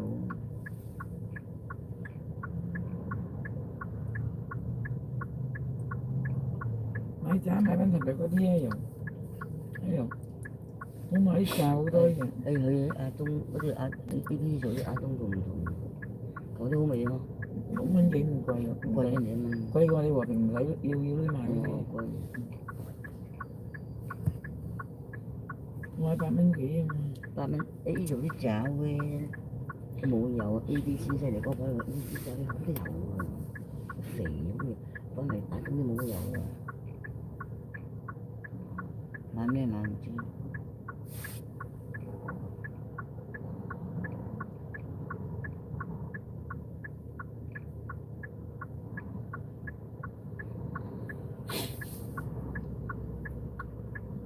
買冰條都係整嗰啲膏，買件頭。冰條粉我有，唔知拎過嚟我唔知啊。你又好抄啦，買啦。唔係拎過嚟用，黐埋嗰啲白龍粉都冇乜嘢。有3包咁多冰條粉樣。咪係咯。啲你好穩定啲咁啊。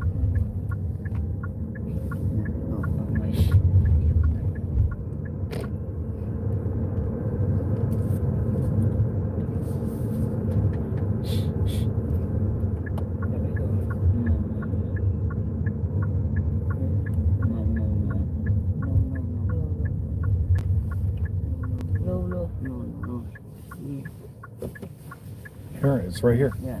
Lâu. Yeah, it's right here. See? Anh ấy lò lăn đó. Rồi. Okay. Have a good one. Dạ, thank you. Bye. Có mấy đồ ăn để bánh đồ hầm á. Biết chạy đó.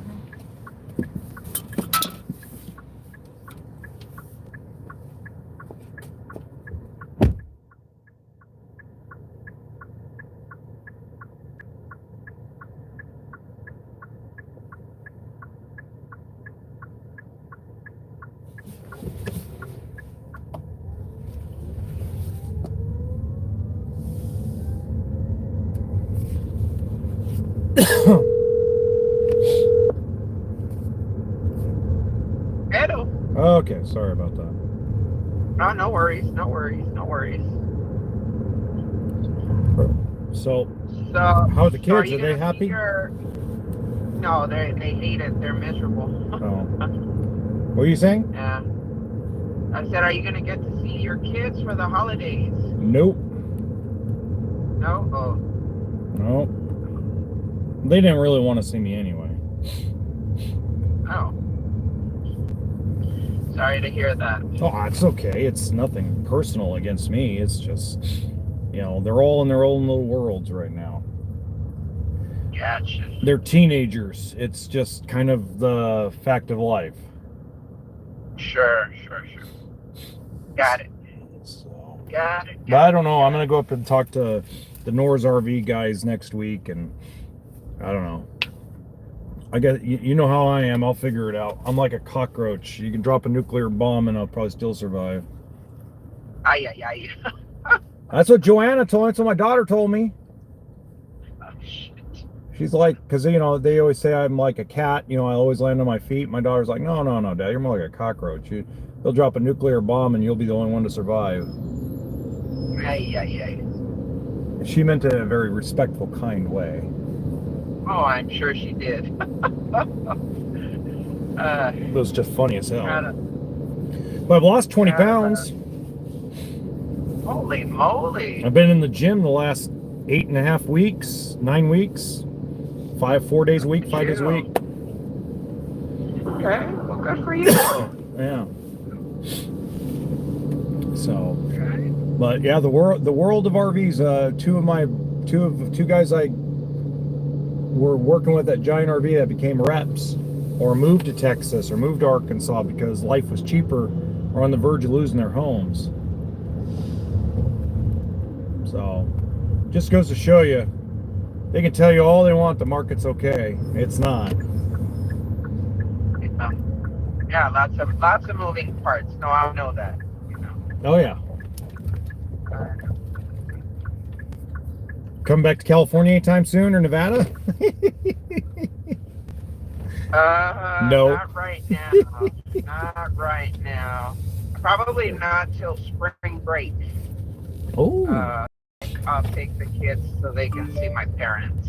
Oh, that's good. Yeah, so probably then, you know. Okay. So yeah. All right, sir. Well, have a Have as good as a holiday as you possibly can. I will. We'll talk. We'll talk soon. All right. Take care. Bye bye.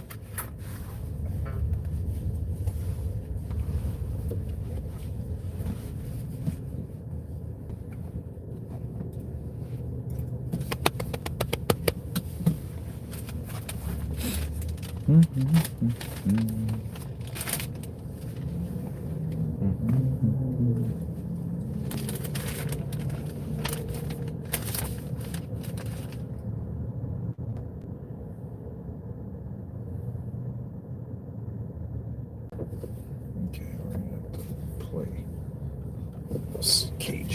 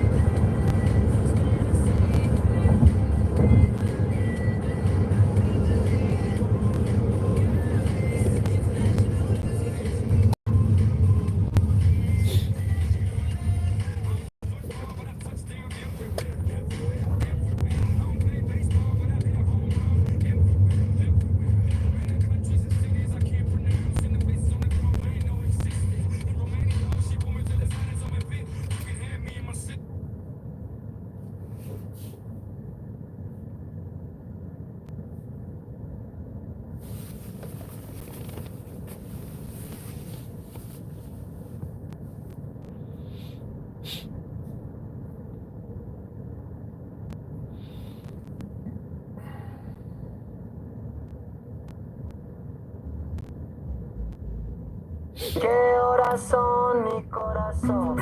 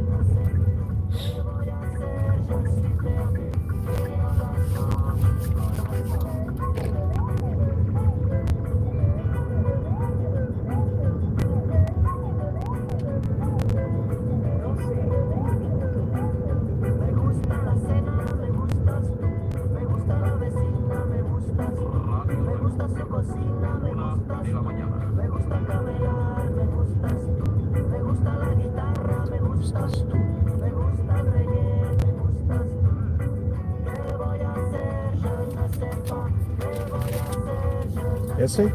Sí. Mi corazón. Tenga buen día. Ajá. Feliz Navidad. Igualmente.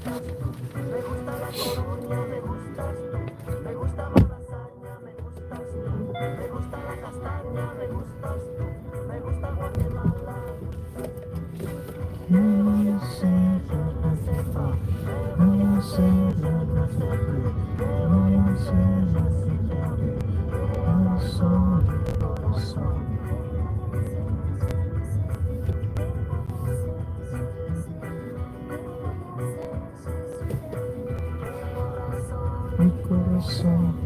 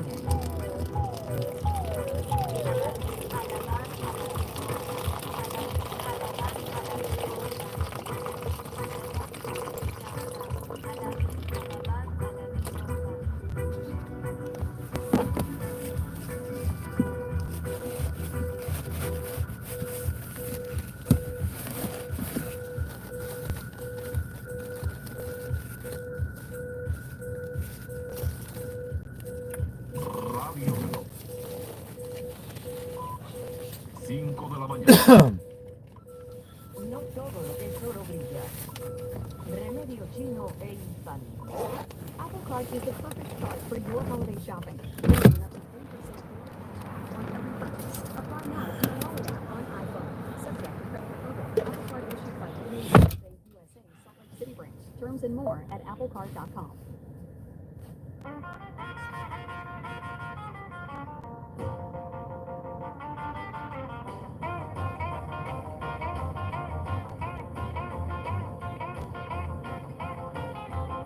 You know what's interesting? You know what's really interesting is you get people that say they're your friends, and they don't call you until they see something on the internet. It's interesting because I love her. She's great. I'm not talking about her. I'm just talking about in general. Like, I had to call my other buddy yesterday. He hasn't called me in 3 weeks, which is fine if you're not really that good of friends. But what I don't like is when people say they're friends and they don't show up, right? That's the one thing about being homeless that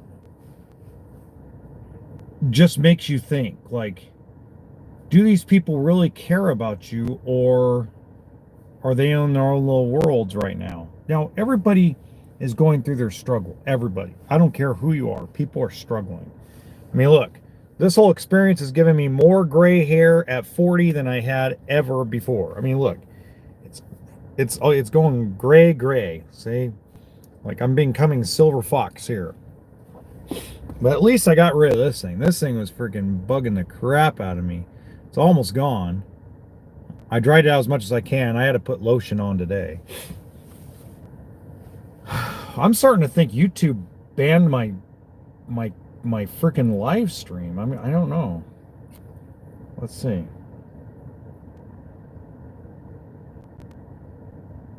It's beginning to look a lot like Christmas. But it's just really interesting that people in my life have taken two different paths of how they're looking at life and looking at the holiday season. It's beginning to look a lot like Christmas. Toys in every store. And the prettiest sights. Nobody talk to me directly, you understand? You got business with me, you talk to Huey, you talk to me, you got it? All right. But this is very like, I think we're in a I think I'm in a state of where this week, if I can make $1,250 over the next 5 days, I'm in. So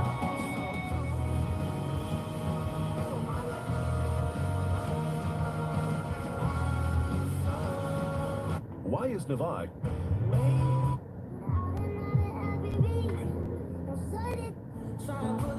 Hi, my name's John Bonham. Isn't that the drummer for Led Zeppelin?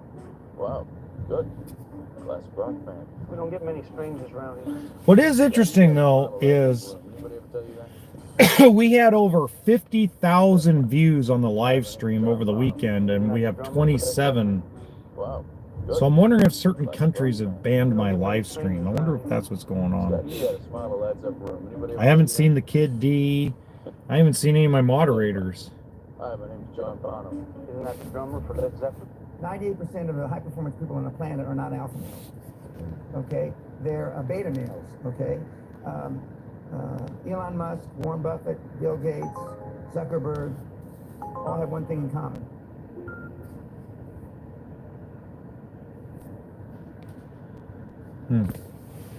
All right. We got ourselves another ride. Just kind of interesting. Everything seems like it's going down a certain direction. And I don't know what is going on with I don't know what's going on with YouTube Live. I mean, it just seems like yesterday, all of a sudden, like I stopped going through the shorts and vertical feed. I mean, I looked it up on the studio. Hey Adam, how you doing? Go to sleep, man. It's just interesting. Nobody new is coming through. So I wonder, because I'm not on the vertical band, so I wonder what's going on. I haven't even seen some of the old guys, Adam. I haven't seen the guys that were originally here 2 weeks ago. I don't see them. They must be sleeping or at work. Probably asleep, because they're halfway around the world, most of them. Say corazón, mi corazón. How do you know?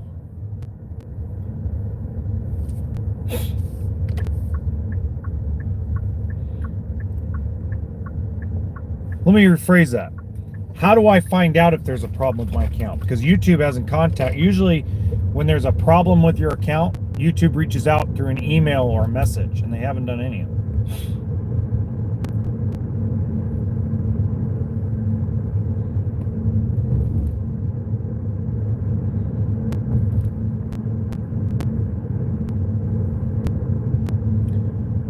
Well, here's the interesting part. So they've been screwing around with the live feed to include 3-minute videos. I don't know if you know this, but there's now 3-minute shorts. So I wonder if when they've been screwing around with that, I wonder if that did something. I can't be the only person going through this.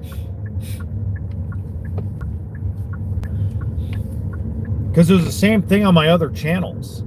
Yesterday when I live streamed the podcast episode, I noticed it was all subscribers, and usually I end up with some knuckleheads that usually are trolling around and looking to make nasty comments on people's lives, and it never showed up.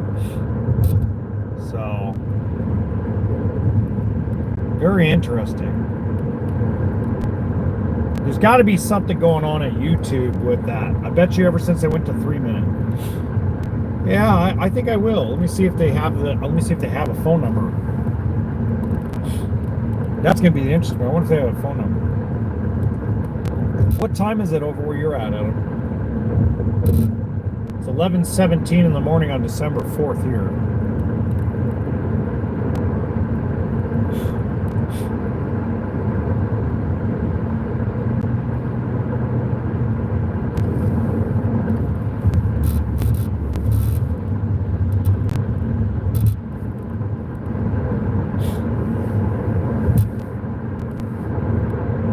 Okay. It is bedtime for you.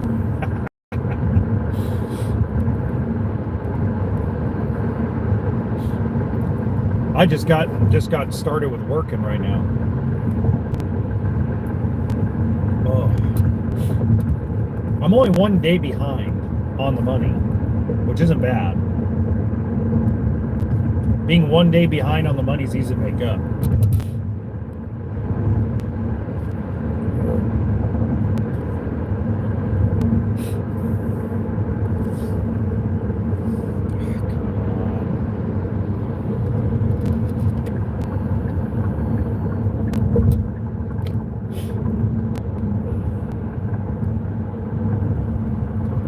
Cut off again by a Cadillac Escalade. He's driving slower than a 70 Ridge.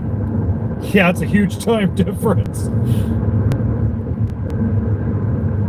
I just got cut off from a Cadillac Escalade that's going 25 miles an hour on the freeway. I'm like, you got to be kidding me. Yeah. No, I got cut off. So I'm coming back around.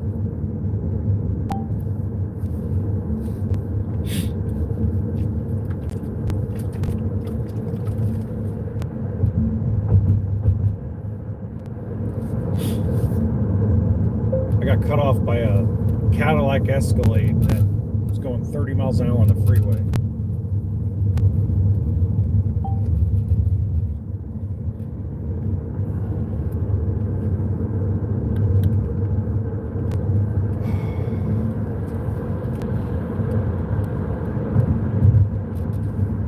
All right, my man.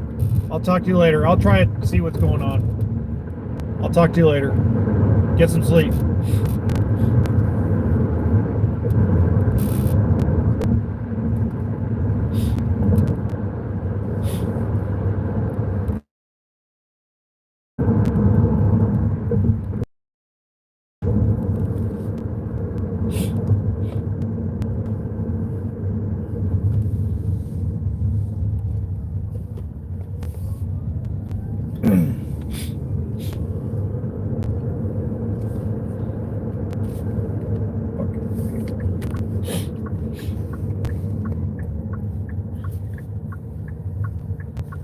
Morons.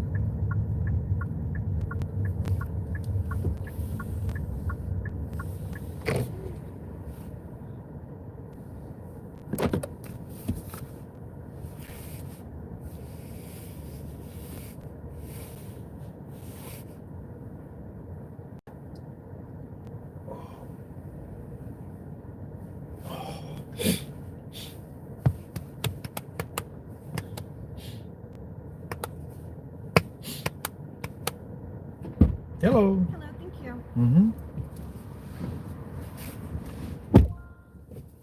I love people that just.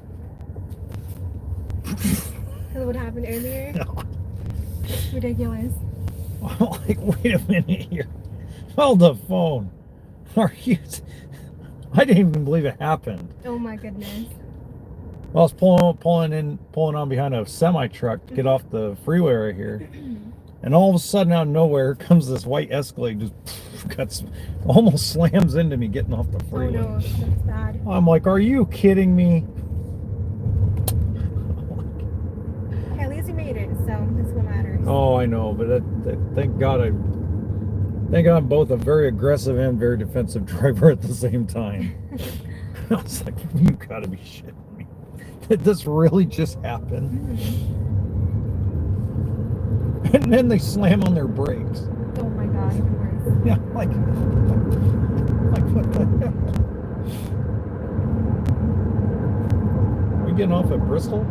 Not sure, but I'm heading to Front Street. I need to get.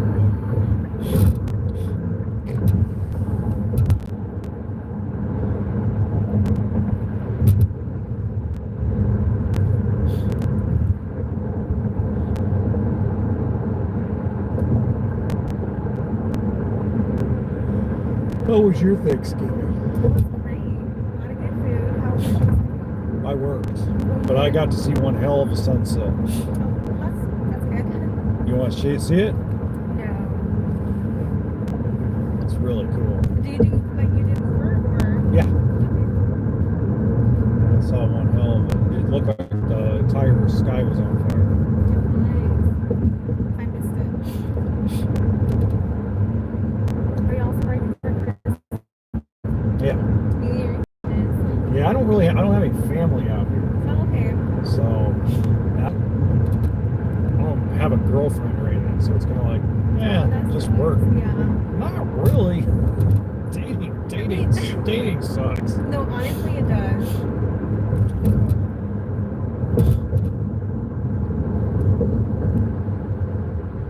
So I'll make a few extra bucks to take drunk people home. Right. I'm good. And you get nice tips, okay? No, not really. Very rare anymore. Very, very rare.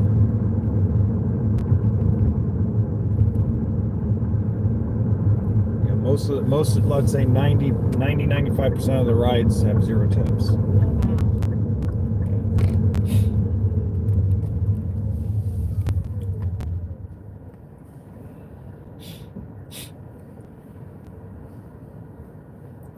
That's okay.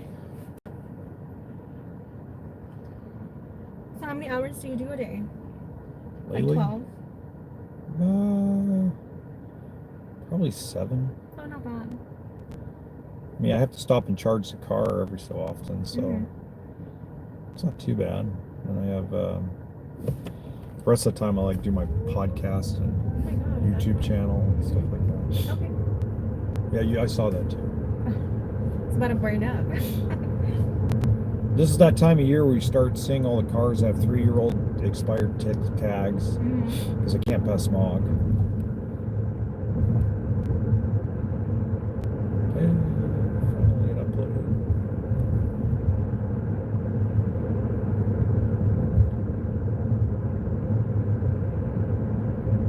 Okay, I need to get back on Spotify in January 1st. I don't have to worry about this.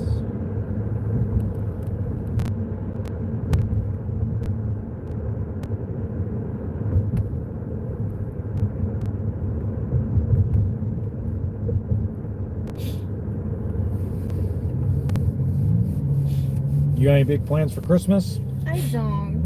I think I'm gonna have to work that day. Oh.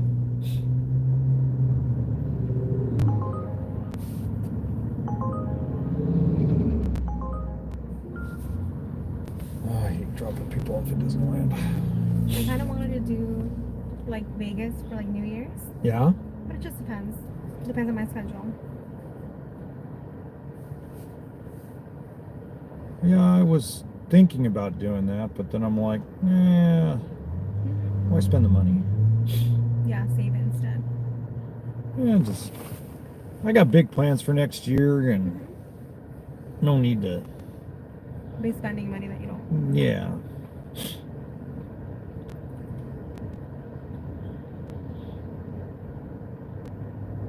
I am gonna go out to Vegas in January, but it'll just be for 3 days of vegetating by a pool or in a spa. Nice. Because every month I get 3 days, 2 nights free at Red Rock Hotel and Casino. Okay. I just haven't used them in a while, so I'm gonna use the ones in January. Vegetate in the hotel room the whole time. Sounds fun. Oh yeah, it's really nice. Comfortable bed, jacuzzi tub,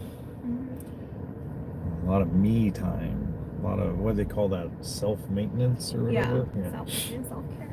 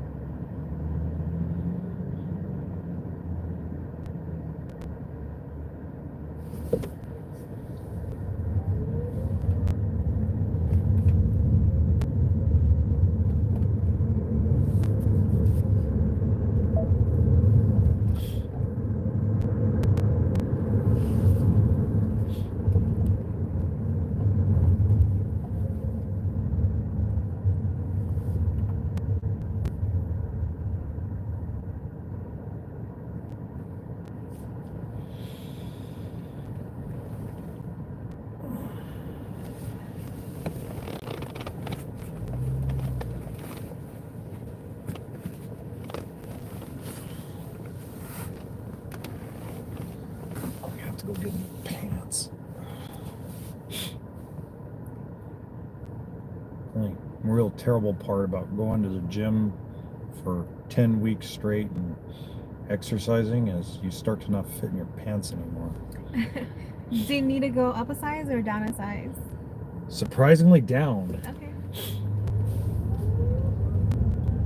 I've got a big, huge, naturally big, huge butt for whatever reason. You were blessed. Sure. And it doesn't feel like a blessing. Wait a minute, are we having to go past this guy? Yes.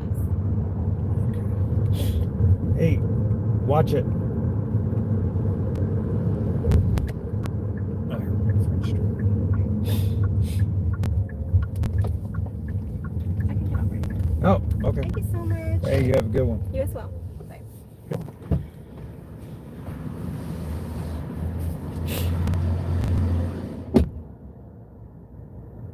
Okay. Rosa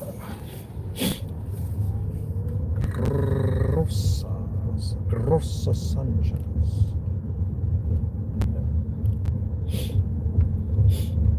Good.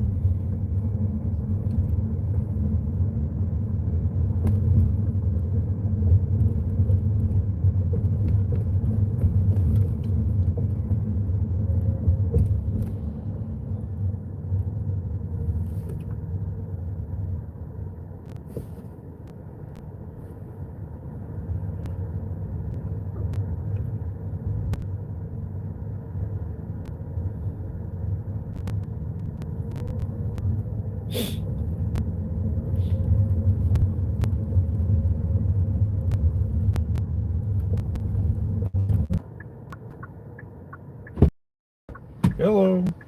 How's it going? Hello.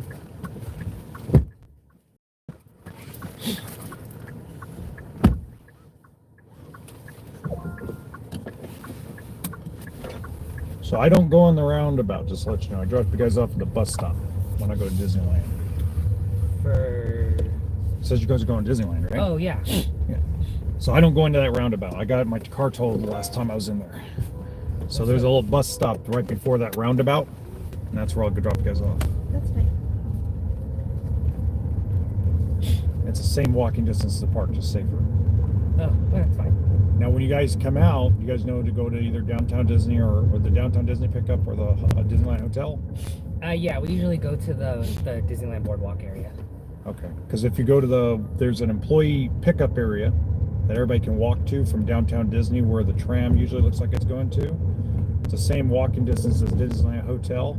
It's in and out. You don't have to worry about that roundabout at the front of the park. Oh, where like the buses go? Yes. Oh, yeah, no, we never get dropped off there. No, but you can get picked up there. Oh, you can? Yeah. So when you put in the app, if you go put the Disneyland Hotel as your pickup, because you can change your pickup. Yeah. It'll take you right over there towards that area, and it's in and out. Oh, cool. No, yeah, because the last few times we tried getting there, it tried dropping us off. We put Disneyland Boardwalk because we thought it would be the easiest, and then the map tried to drop us off under the bridge under Legoland. And we were just as confused as the driver. We're like, I don't know, it says to drop off here, but there's obviously a freeway entrance. Yeah, so if you, the two best places to get dropped off is the employee entrance. It's an employee pickup drop-off area. They don't park there. It's Uber, Lyft, and buses that take them in and out. And you're allowed to go there as a guest. And it's on Magic Way. Okay, so like you guys know how when you enter Disneyland Drive and you're going to go through and the hotels are all over there? Yeah. There's Magic Way. Magic Way is where Disneyland, the entrance to Disneyland Hotel is. Well, there's two areas for it. One is considered Downtown Disney pickup, and the other one's considered Disneyland Hotel. So right next to each other. And then you just go, it's no hassle, easy in and out. Thank you. Yeah, because that roundabout up front. Oh, it's a nightmare.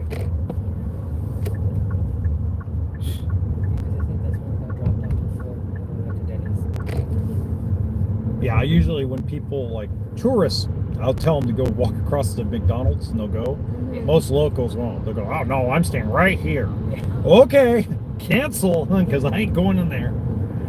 Good luck.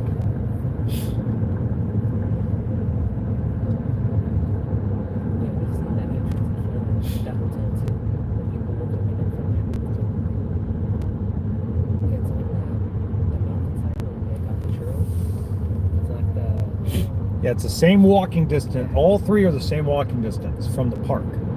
From the actual entrance of Disneyland or California Adventure Park, it's the same walking distance. It's just easier, but you have to actually put it in there. So let me see if I can figure out. So we're gonna be stuck in traffic for a minute.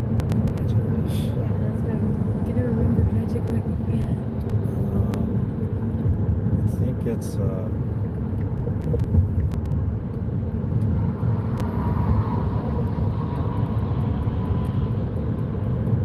think it's this one.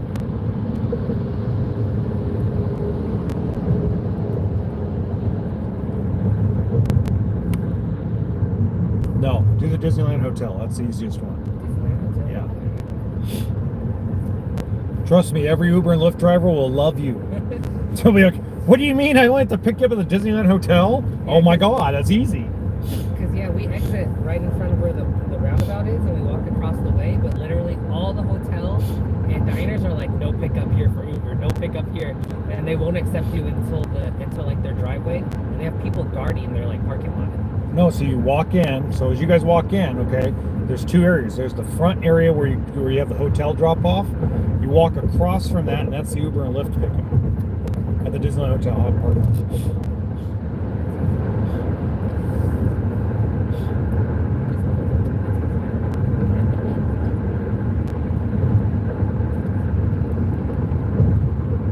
No hassle.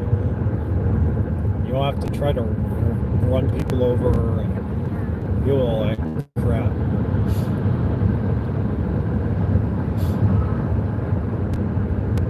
I was going to create a YouTube video about it, but I haven't gotten to it yet.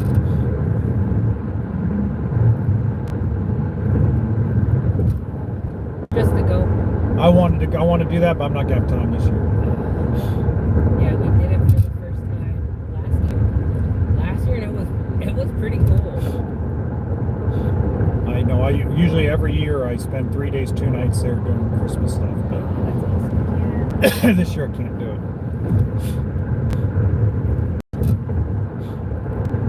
I was gonna go on Christmas Day. But And one of our friends went during the time when it was Christmas on the top half and fall on the bottom, and then I guess they were there filming the Christmas special.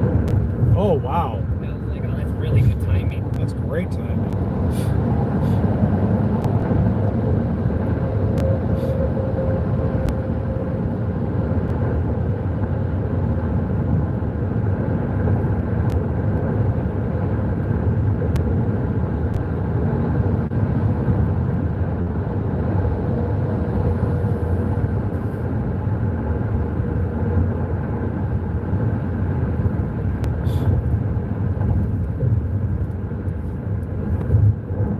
On delay, man. There's an accelerator on the right. That's the one you use. Come on.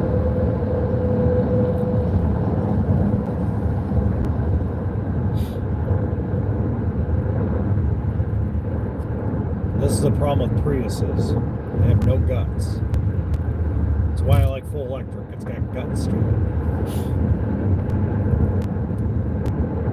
Why are you tapping on your brakes? There's nobody in front of you. Come on, man. Okay, we are definitely not staying behind this person. Ah, makes sense.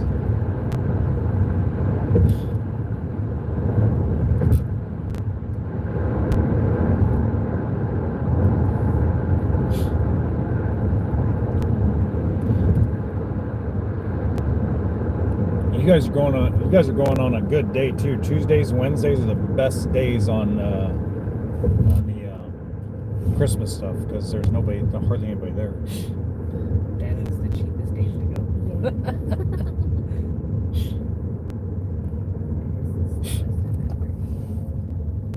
How much is it now to go? 130. I think Tuesday, Wednesday is $142 per ticket. Oh man. And then as you get closer to Christmas, it goes up in price. $207. If you go on the weekends, I think it's $268.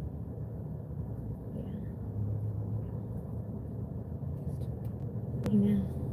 That's crazy. Oh, okay, fine. It's early enough in the day. I can pick some. I guess I'll take you guys to the roundabout now because there's somebody who wants to be picked up in there.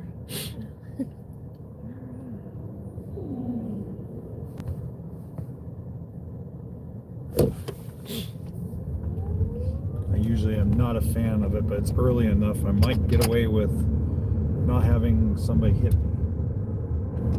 That's why you got told somebody hit you? Yeah.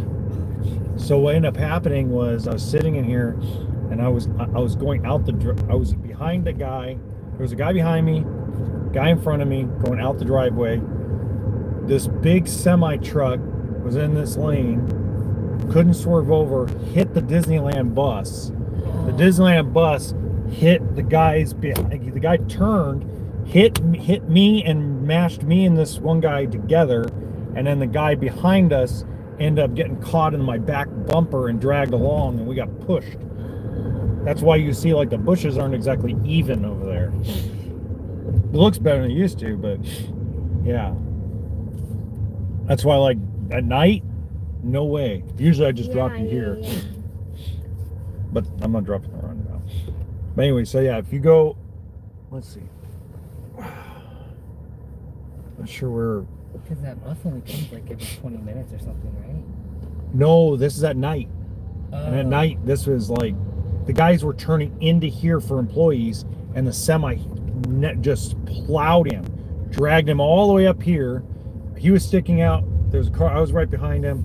Shoved us all the way up against the freaking bush in the sidewalk. Twisted my freaking frame.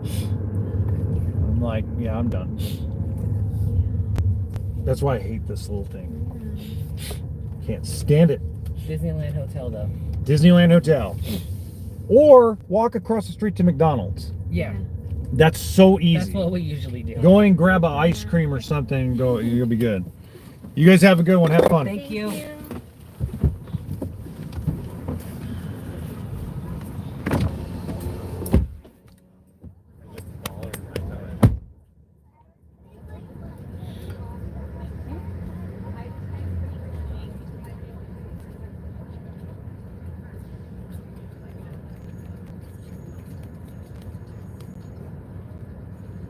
Jesus?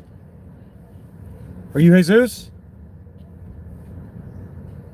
Are you Jesus? Nick.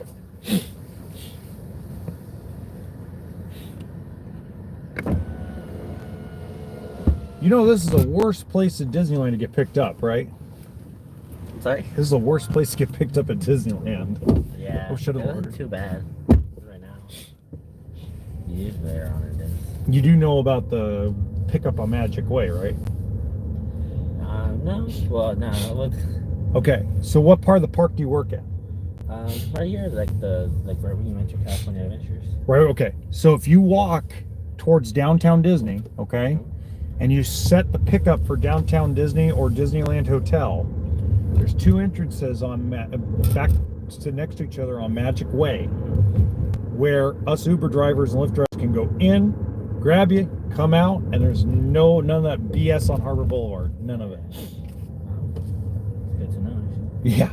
A lot of the employees get dropped off over there because they know like this is the business. This is horrible. So how's the Christmas thing look this year? Because I'm not going to be able to go. I usually go every year, 3 days, 2 nights, California, Grand California Hotel. Yeah. Can't do it this year. Maybe next year. This is my first time seeing it. Oh, it is? Yeah. Oh, is this your first year working? Yeah. Oh.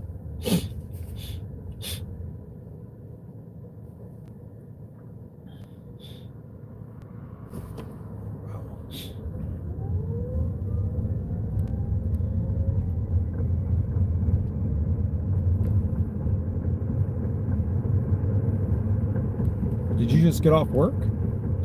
Today, yeah. Wow, that was short. Yeah, sometimes they don't prolong hours. They don't usually. Depends on where you are located. Oh. I've been here since 7 in the morning. Yeah, but usually they have you guys work 6 hours. Yeah, it depends. Like, I guess your status or like your seniority, kind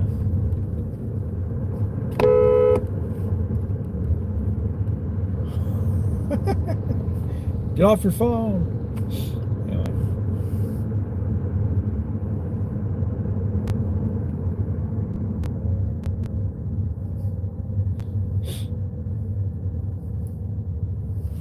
Yeah, the security. Most of the Mouse House security guys all know me. Oh yeah. Yeah, because I was the guy that couple 5 or 6 years ago, when the Matterhorn broke down in mid thing, and the 3 little girls were screaming at the top of their lungs, and they couldn't get anybody to come and get us for like 2 hours. So I'm like, oh fuck this! I know how to get off the ride.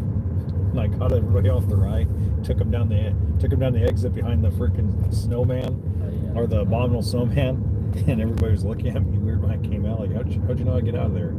You know, I've been coming to Disneyland for like 25 years. It's not the first time I've broken down on the Matterhorn. It ain't the last.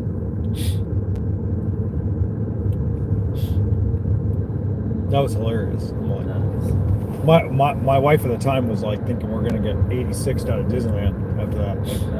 And I'm like, nah, somebody will come talk to me. They'll come interview me or something. No, nobody came. They kind of just looked at me weird, and then all of a sudden, because the girls were, these 3 little girls, man, they were no older than like 9, 10 years old, and they were screaming their heads off. And their mom was having like a massive panic attack. I'm like, He ain't going anywhere. He ain't gonna fall off. It's just kind of just leaning like it does. And when I called down, I had my cell phone. I called down, had them transfer to the ride. They're like, they had no idea what was wrong with it or what was going on. Could be an hour, could be 2 hours. I'm like, I'm not gonna listen to this friggin' people screaming for 2 hours. It ain't gonna work. Sure enough, when I got everybody down the ride, they just let, you know, the guys with the white hat sort of look at me weird, and I'm like, hi. And then we walked over to Star Wars Land, and I saw 4 white hats walking towards me. That time, my wife, she was in the bathroom. I had my 2 daughters, my twin girls with me. And I'm like, oh shit, here we go. I'm in trouble. Right? No. There was 2 other character escorts, and they had Ray with them. And the 4 white hat guys and the 2 character escorts kind of kept people like away from Ray and my daughters. And my daughters and Ray started like interacting for like 15, 18 minutes. Oh, that was pretty nice of them. A little scary that they could track you in the park like that, but you know, like, okay.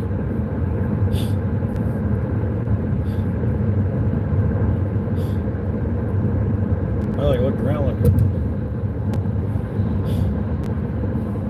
sure enough, as soon as she came out of the bathroom, they kind of pulled me aside and go, so how do you know how to do that? And I go, wait until I show you how I got off the Pirates of the Caribbean. I said, that'll blow your mind too. You know, were you an employee? No. Just been here enough times and broken down enough times. So the only one I don't know how to get off of is Indiana Jones. The only one I don't know how to get off of. I know how to get out of Small World. I know how to get out of Pirates of the Caribbean. I knew how to get out of Splash Mountain, but I gotta go see, you know, I haven't been on the new Tiana version of it. I'm pretty sure that hasn't changed. I know how to get off Space Mountain. Space Mountain's easy, man. Have you ever seen it with the lights on? No, I've only been there, man. There are exits everywhere. Yeah, it's easy to get. It's easy if it breaks down. It's easy to get off and to get out.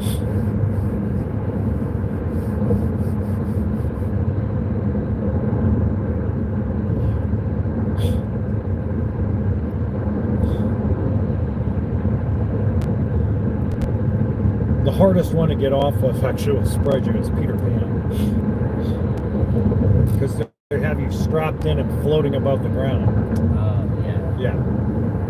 You're screwed in that ride. Like there's no, it breaks down, you're not going anywhere. Well, you can, because I think the last time they did it, the last time it broke down that I was on it was 2015, and what they had to do was they brought in maintenance guys into the actual ride, and pretty much everybody destroyed, the whole set got destroyed because you had 30 people getting off the ride and going to the exits, and you know there's no space to walk in there except for maybe 1 or 2 guys that touch up paint, fix the ride. Ain't enough room for 30 freaking people to exit that ride. So like it was shut down for like 3 days, 4 days while they fixed it.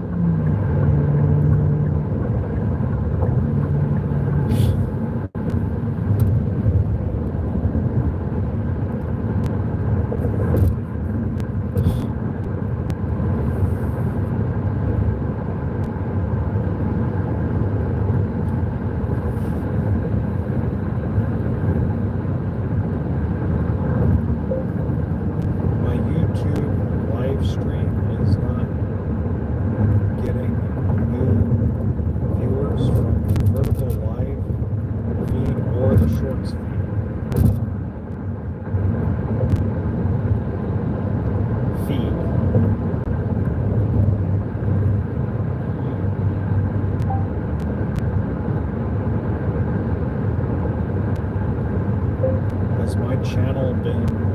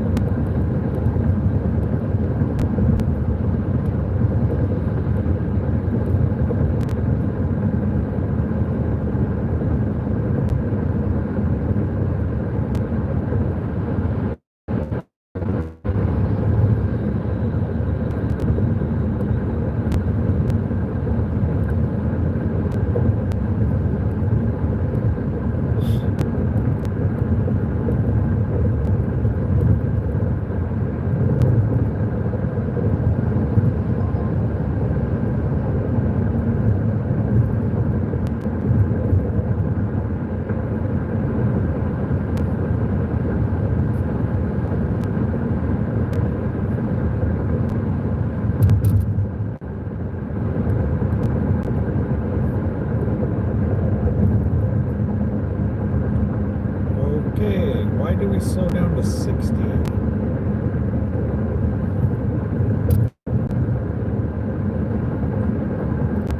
Huh.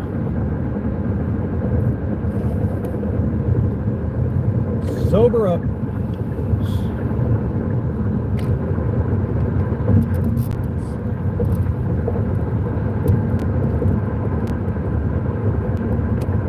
Wrong lane, this Hyundai.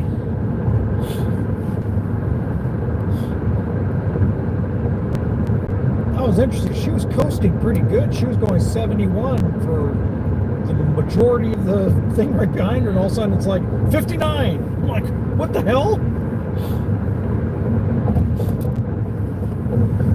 Ah, that's why. She just didn't want to deal with slamming her brakes on the 6591 interchange. See, said the blind man as he fell off the cliff.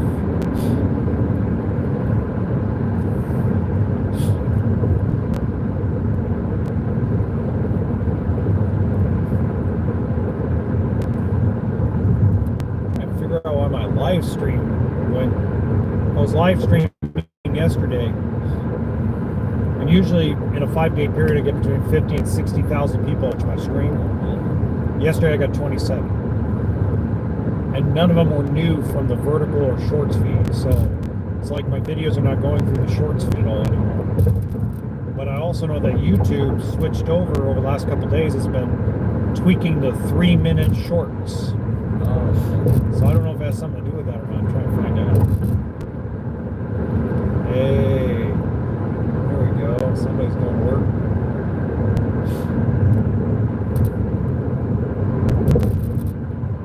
So you live all the way in Long Beach.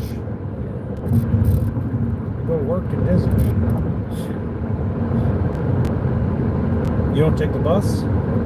I do. You do? I had to be here. I had to be here. One thing we did Was it like? Oh, that's right. They don't run that bus anymore, do they? The one at 5 a.m.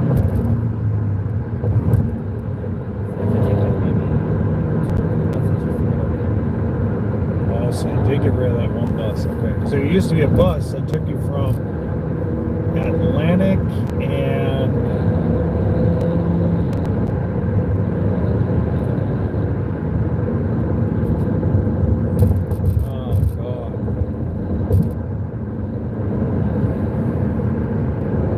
where the little Amtrak thing goes. Oh,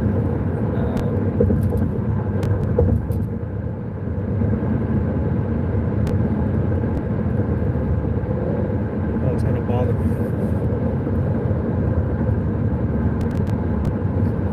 I lived in Old Town Long Beach. So it used to be, I used to take a bus from Studebaker over by Long Beach Community College and took that bus and it wrapped all the way to the bus, train, Amtrak little area off Atlantic.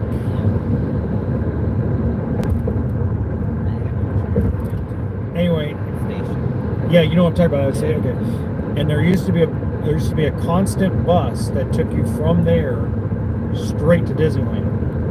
Yeah, I think they told me about too. Well, I've never seen that bus. I didn't see Yeah, I don't know if they used to run it 24 hours too, because you know what? Probably half the employees used to live in Long Beach, and if you live in southwest Orange County, it was the only way to get to Disneyland without taking 6 different buses. So like you could take it from Seal Beach, the same bus that stops at Long Beach Community College stops at Sunset, Huntington, and Seal Beach, and you could take it, and then Atlantic, and then it took you, let's see, it took you around to Cherry to Paramount to, I think it's Carson, right off of the 605 freeway, and then it got on the 605 freeway in 91 and headed towards the 5, and then it would get off at Catella and then wrap around Catella and then drop you off right at that bus stop right in front of Disneyland, and then used to pick you up from the same spot and go backward the same, but the going back route took you through parts of Orange County and then took you the backside on 605.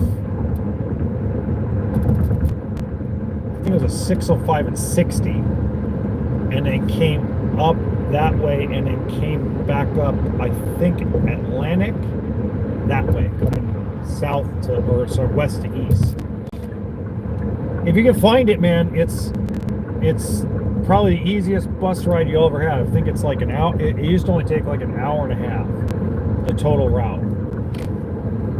And I remember because we used to hop on it. So we'd leave Seal Beach at 4 in the morning, hop on the bus there, and then take it all the way to that station. Hop on the because it's not a LA County bus, it's an Orange County bus, and we'd be at Disneyland like at 6:45 in the morning before everything started getting busy, and we just go get our tickets and stand in a big ass line during Christmas and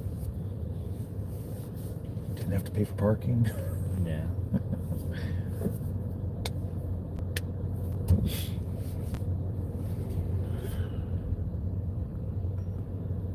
What 3 buses do you have to take to get there? I don't remember. Let me see. There's.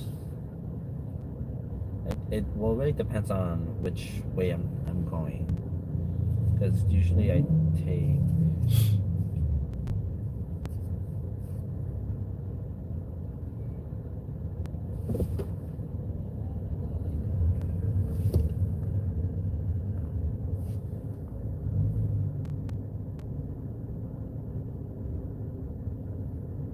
Yeah, usually it's like the 141, the 30, and then the 83.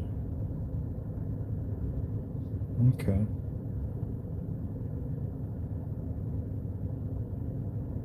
And it usually depends on which one offers like the least amount of time to get there. Yeah. Someone did tell me, oh, there was just one bus that takes you directly to them. But I never You have to look it up on, if I remember right, it's an Orange County bus. It's not LA. I just don't remember, like, it's not a Long Beach Transit. It's or an LA County bus. It's are you seriously gonna stop in the middle of the road right there? I try to look it up. Well, it's at least in Google Maps, and usually I'll tell you what buses are. Oh no, Google Maps sucks when it comes to the intercity buses. It doesn't do a very good job of that. If you go on I think it's Orange County's website, it has it. I think. Anyway. Yeah. Hey, you have a blessed one, my man. Thank you. Have a Merry Christmas if I don't see Have a you. good one.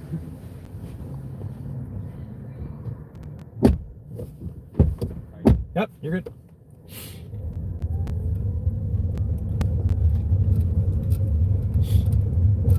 I need to go. I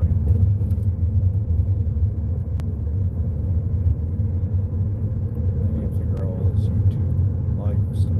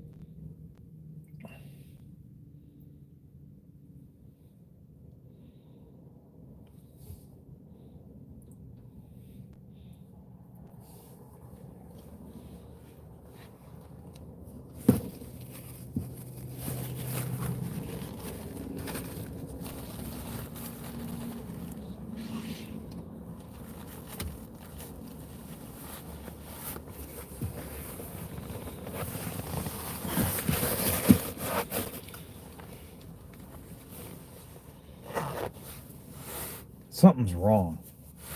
I know something's wrong. Okay.